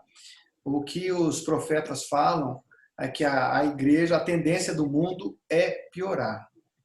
Tá? Mateus fala que basta para cada dia o seu mal. O dia hoje não é mal, o dia são piores, me perdoem. Né? Mas, na realidade, algumas pessoas que eu admiro, que eu gosto, que eu escuto sermões, que eu leio os livros, eles falam isso. Tá? No curso de teologia que eu fiz, quando eu estava fora, nós conversamos sobre isso. A pessoa eu admirava, era meu professor lá, e admirava. Uma pessoa assim que conhecia muito, como tem alguns aqui no Brasil. Tá? E eles falam isso. Eles falam assim, não, vai ter um grande avivamento. Olha, durante essa era que a gente está vivendo, essa época que a gente está vivendo, Lucas, infelizmente, creio que não vai haver. Pelo contrário, sabe o que vai acontecer? Uma grande apostasia. Tá? E só se torna apóstata aqueles que têm fé. Então, na realidade, o que está acontecendo e vai continuar acontecendo, infelizmente, é o povo, a igreja, pessoas da igreja vão continuar saindo da igreja, vão se afastar da igreja, vão sair da igreja. Tá? Não vão fazer mais, não sei se já fizeram ou não, não vamos entrar nessa daí de predestinação, de livre-arbítrio, não vamos entrar nessa seara não. Mas realmente o que vai acontecer são pessoas que, em tese, proclamavam a fé, vão deixar de ter fé. Então, na realidade, para acontecer o arrebatamento, tá, que está aí na figurinha, para acontecer o arrebatamento, vai acontecer nesse período uma grande apostasia. Então, infelizmente, não vai ter um reavivamento. Vai ter, pelo contrário, uma grande debandada de muitos, que são como aquelas virgens, que estão sem o azeite. Tá? Não tem mais o azeite, não estão sendo mais ungidas, deixando serem plenas e cheias do Espírito Santo. Não estão deixando o Espírito Santo transformar a sua vida. Tá? Por outro lado, tem muitos que estão aproveitando para se aproximar mais de Deus. É bem verdade. Mas, pelo que os profetas falam, que a gente vai ter, infelizmente, é uma grande apostasia. Vai ter uma apostasia. As pessoas vão se afastar da fé. É o que a gente tem observado, infelizmente. Tá? Esse grande avivamento vai ter lá durante os 7 anos. Tá? As 2 testemunhas, os 144 mil. Então, lá naquele período, sim, vai ter sim. Tá? É isso que eu ia perguntar, se era no período de 144 mil, que não são os TJs, né? E é bom a gente lembrar isso que eles acham que vão ser. Alguém quer perguntar mais alguma coisa? Tá aberto. Enquanto vocês vão pensar, eu vou fazer mais uma pergunta. A marca da besta é chip? Não é? O que você ouve aí? O que você tem estudado, Fernando Miranda? Tem falado aí a questão do 5G, principalmente agora por causa do coronavírus, né? Que a China quer desenvolver isso, já tem na verdade isso, né? Mas quer implantar. Qual que é a sua visão? E ainda mais o Lucas, gostaria de saber disso, porque o Lucas é de TI. Eu vejo assim que a corrente maior, eles defendem a ideia do chip, né? E já saíram até estudos falando que os melhores locais é aqui e aqui na testa, né? Para colocar esse chip. Então, na realidade, como eu falei, o Lúcifer é um grande imitador, né? Assim como Deus já teve lá no passado a marca. Assim, para a gente conhecer o Apocalipse, a gente tem que conhecer o Antigo Testamento. É o livro que tem mais referências ao Antigo Testamento, é o Apocalipse, né? Tem mais de 500 referências. Então, lá no passado já teve. Também no Apocalipse ele vai selar, Jesus vai selar os seus 144 mil, não vão ser mortos. Tá? Então, Lúcifer vai fazer a mesma coisa. Eu entendo, eu vou junto com essa maioria da corrente, que provavelmente deve ser algo como chip, tá? Que deve ser instalado, como é que vai ser como é que vai ter esse sinal e tudo mais, mas eu entendo que vai ser esse chip, tá? Que vai ter facilidade de controlar as pessoas. Ótimo. Pessoal, mais alguma pergunta? Ô, Harley. Oi, fala, Serginho. Falou sobre a questão do coronavírus. De ser uma arma biológica, basicamente, criada no laboratório. Porém, tem alguns estudos que foram feitos, inclusive por grandes universidades americanas, que não teriam interesse em defender a questão do coronavírus, alegando que o coronavírus surgiu, de fato, de uma mutação de um antigo coronavírus através do próprio ser humano, que não foi criado, estudos feitos por grandes cientistas no mundo, inclusive de Harvard, de várias universidades. Até o Edson pode falar um pouco isso depois, se ele quiser. Qual a base que você tem hoje para dizer que o coronavírus foi criado em laboratório, se todas as matérias científicas que a gente vê alegam que foi criado, pelo menos das que eu acessei até agora, não foi criado, ele foi desenvolvido. Porque assim, por que eu estou fazendo essa pergunta? Porque eu acho que se cria muita especulação, às vezes, em cima de algumas coisas que talvez não tem muito a ver com a história. Claro que isso aí tem a ver com a questão dos últimos dias, claro que as coisas vão piorando, mas não necessariamente tem que ser construída por homens, às vezes fatos que vêm acontecendo natural, para que tudo se aconteça, como os terremotos, foi citado, os tsunamis e todas as outras questões. Então, eu queria um esclarecimento sobre isso. Qual a base para dizer que a questão do coronavírus é um vírus produzido em laboratório? Que é um assunto do momento, né? É o assunto do momento. Eu não quero mergulhar na teoria da conspiração. Raíl, você quer pôr a tela toda? Se você quiser tirar o gráfico e deixar a gente toda aberta, eu não sei se é você, se é o Werneck, deixar a tela toda, né? Eu vejo assim, eu esqueci seu nome também, ó. Você falou logo no começo, né? É Sérgio. Ô, Sérgio. Sérgio, eu não tenho acesso, assim, eu não tenho acessado as revistas científicas e tudo mais, tá? Aliás, ontem, na realidade, fazendo uma pesquisa na News, aquelas notícias que tem ali na Europa, Euronews, tá? Se eu não me engano, foi lá, eu peguei uma trilha e fui indo, depois eu confirmei, alguém me passou também um link, uma reportagem que teve na TV italiana em 2005. Tá? Em 2005, ele falou da família, né, do coronavírus, e ele estava falando que... Deixa eu ver, sumiu aqui. Não. Ele estava falando que já em 2005 ou 15, agora fugiu, acho que era 2005, tá? Eles já estavam fazendo o desenvolvimento de um outro coronavírus, da família, né? Mas de um que se pegava ao pulmão, que é uma das características que esse agora está fazendo, né? Ele praticamente ele trabalha aqui na região dos pulmões e a pessoa não consegue, vamos dizer assim, respirar, né? Então, já a revista italiana, a TV italiana já fez uma matéria dessa. Se eu achar o link, depois eu vou até ver, eu posso passar para o Harley para ele te encaminhar, tá, Sérgio? Eu acesso alguns sites, tá? Como eu te falei, eu já trabalhei há algum tempo na área de inteligência, embora não seja cientista, não tenho essa capacidade não. Mas eu sou curioso. E a gente procura checar fontes, exatamente para não entrar muito na teoria da conspiração, né? Então a gente pega algumas fontes, e eu te confesso, aí eu preciso fazer minha meia-culpa, que nem todas elas são fontes científicas, de revistas de artigos científicos, tá? Então, basicamente é mais um pessoal voltado para a de inteligência que eu pesquiso, tá? Então, algumas dessas pessoas, analisando a cepa do vírus, eles falam que pela construção dele, inclusive eu vi alguns vídeos também de biólogos, de infectologistas, mas principalmente biólogos, eles falam assim que a cepa dele, a característica da cepa dele, a mutação, ele tem muitas mutações em 24 horas. O próprio vírus ele tem uma série de mutações. E que por essas características dele, não seria possível não ser de laboratório. Tá? Então, juntando várias informações, essa que eu vi ontem, mas uma série de outras que eu já vi no passado, dá a entender de que realmente foi produzido em laboratório pela sua cepa, pelas suas rápidas mutações, tá? Não vou conseguir discutir com você no termo científico, não, tá? Mais nesse pessoal de inteligência e mais alguns biólogos poucos que eu vi. E até indo um pouquinho já para a teoria da conspiração, alguns deles dizem que veio dos Estados Unidos, tá? Mas aí é pura teoria da conspiração. Agora, olhando a cepa, olhando a mutação rápida dele, dá-se a entender de que provavelmente foi feito no laboratório, tá? Então, o que eu te falo é isso. É bem verdade que aquelas pessoas que olham cientificamente as revistas, eu li umas duas só, tá? Ali dá a entender que realmente, não, Não foi variação. Alguns falam até do morcego, que esse vírus foi desenvolvido em morcego, não sei o que e tal. Pode ser. Tá? Por esse viés que eu peguei da área de inteligência e alguns biólogos, poucos, pela cepa, pelas mutações, dá-se a entender de que seria produzido em laboratório. Assim como foi do Ebola, né?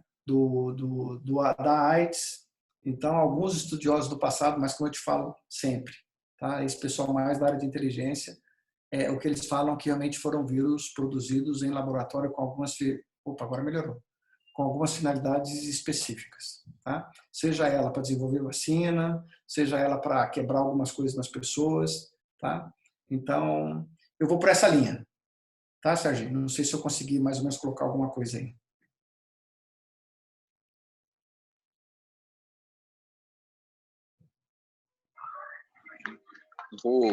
Ninguém fez pergunta, vou para uma outra, para o Lucas de novo. Como assim, eu sou da área da tecnologia, na área de Big Data, de inteligência artificial, tem vários artigos científicos que acreditam assim, que a tecnologia vai até ajudar a uma melhora do mundo. Você não acredita que pode ter uma melhora considerável por conta da tecnologia?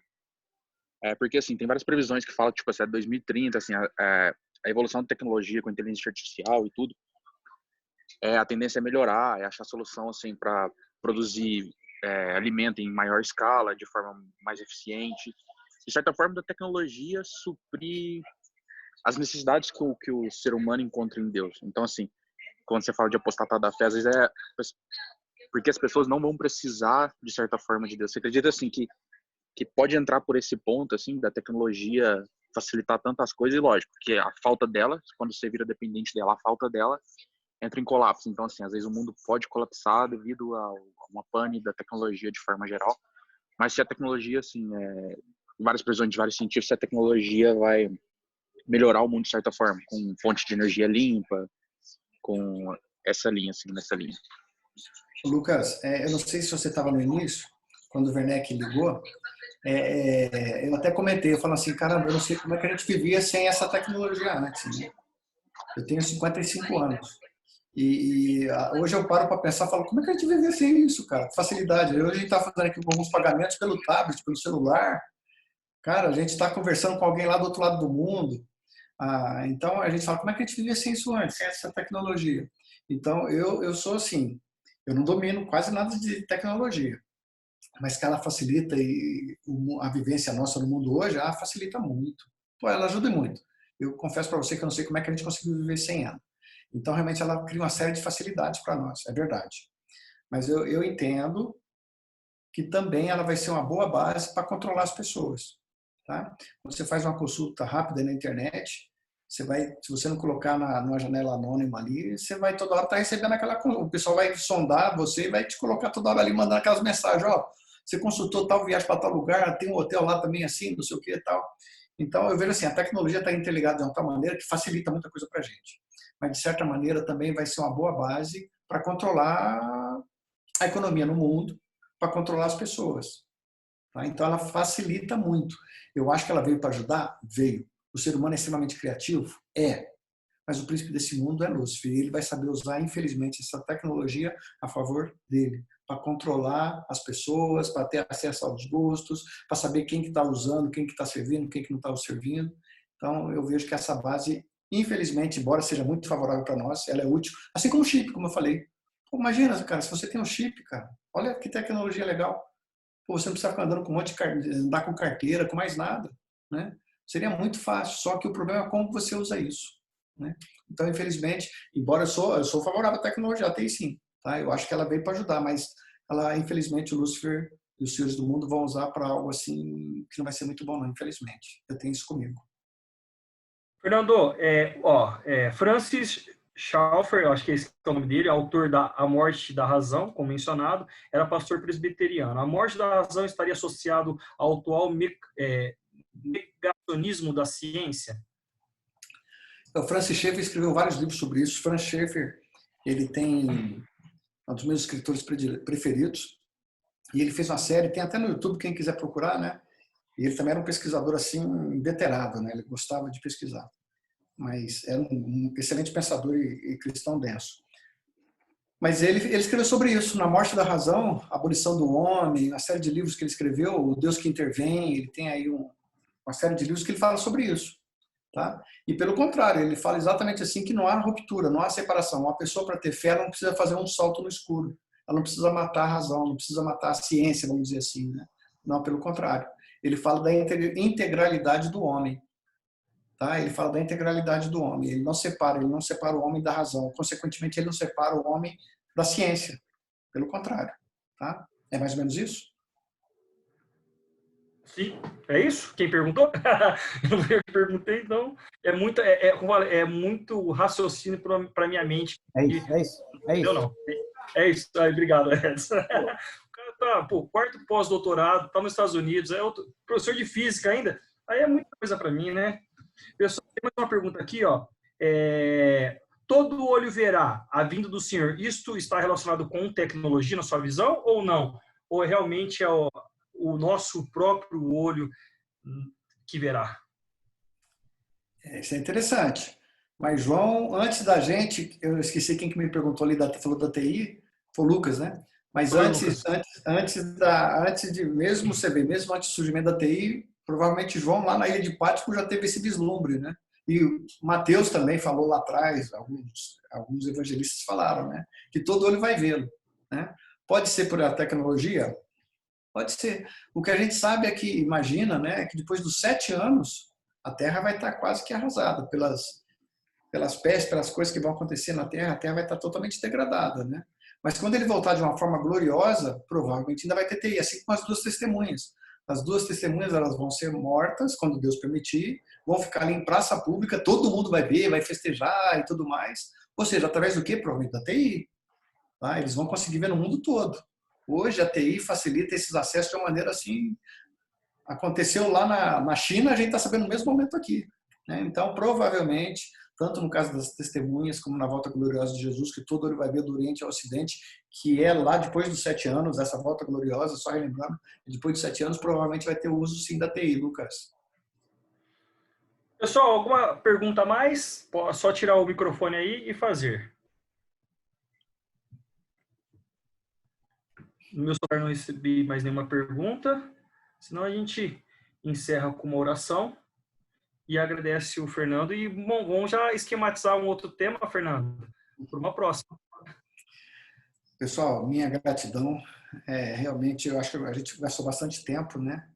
Mas é um assunto apaixonante, é algo que nos encanta, principalmente saber que Deus não nos abandonou, que apesar de toda essa comoção que está tendo, apesar desse limiar, talvez até de angústia, ansiedade, até de um pânico social, a convicção que a gente tem é que o mundo vai ser diferente, tá? O mundo vai ser diferente, mas a principal e a esperança nossa é saber que realmente Deus está no controle de todas as coisas. Ele nunca abandonou sua criação. E realmente tudo que tem acontecido e que vai continuar acontecendo, a gente vai ter mortes, vai incrementar, infelizmente, esse período. Vamos ter aí a mídia bombardeando, a nossa TI, Lucas, bombardeando, o pessoal falando. Vai, infelizmente, nesse mês de abril, um dos cenários que a gente está vendo é acontecer isso no Brasil e no mundo também, infelizmente, vai continuar acontecendo. Tá? Nada, eu posso mostrar depois um gráfico aí para vocês, que mandaram aí, até hoje, 2 de abril, quantas pessoas morreram no mundo, fazendo uma comparação. O que menos morreu foi do coronavírus. Todos os outros, se a gente olhar ali, o que já morreu, nem se compara. Mas o grande problema é o colapso, né, na área de saúde, é o contágio muito rápido. Então, a gente ter a convicção de que Deus não nos abandonou. Tá? Embora alguns de nós estejamos aí confinados em casa, é uma excelente oportunidade para a gente firmar a nossa fé, para a gente colocar os nossos olhos, voltar os nossos olhos para o Senhor, saber que Ele realmente detém o controle de todas as coisas. Lúcifer está fazendo uma lambança, os senhores do mundo estão fazendo uma lambança, mas porque Deus permite. Que nesses momentos realmente a gente possa estar firmando, olhando para o nosso coração e realmente voltando a nossa fé cada vez mais para Ele, porque Ele tem nos preservado. E que a gente possa aproveitar todos esses meios, Lucas, inclusive de TI, para poder realmente estar mostrando o amor dele para as pessoas. Em casa, que é difícil, quem está em casa sabe que é muito difícil ficar em casa, né? Eu não estou, mas quem está em casa é muito difícil. Mas mostrar o amor para os filhos, para a esposa, para os amigos, para os idosos, com quem tiver, tá? E a gente aproveitar também a TI para mostrar esse amor para as pessoas. As pessoas estão sem chão. As pessoas, muitas, não estão sabendo para onde olhar, tá? Então, está assim por muita culpa, me perdoa, estou falando de novo um tempão aqui, né? Mas por culpa nossa da igreja. Nós deixamos, infelizmente, de ser quem a gente deveria ser. A gente muitas vezes está deixando de mostrar o amor de Deus para as pessoas. A gente deixou se alastrar muito essa ação de Lúcifer, né? Infelizmente. Então é um bom momento para a gente estar olhando e firmando a nossa fé e mostrando para as pessoas ao nosso redor, usando TI, usando em casa, a gente estando em casa, mostrar que realmente não fomos abandonados, que tem um amor que não dá para medir, esse amor de Deus, que a gente possa aproveitar essa oportunidade dessa crise. Fortaleçam a fé, nós vamos passar ainda por momentos mais difíceis, os dias que estão por vir ainda vão ser muito difíceis e piores do que o que a gente está vivendo hoje, e infelizmente, todos os cenários que a gente vê não são bons, tá? Infelizmente, mas que isso não sirva de desânimo para nós, porque a gente sabe que apesar de toda a tempestade, apesar de tudo que a gente vai passar, a gente tem a confiança, a esperança e a convicção de que Deus está no controle. E a história vai desembocar exatamente onde Ele quer, que é um futuro glorioso que Ele tem para o seu povo. Tá? Que Ele tem misericórdia de nós e continue nos suprindo com essa graça, até a volta dEle.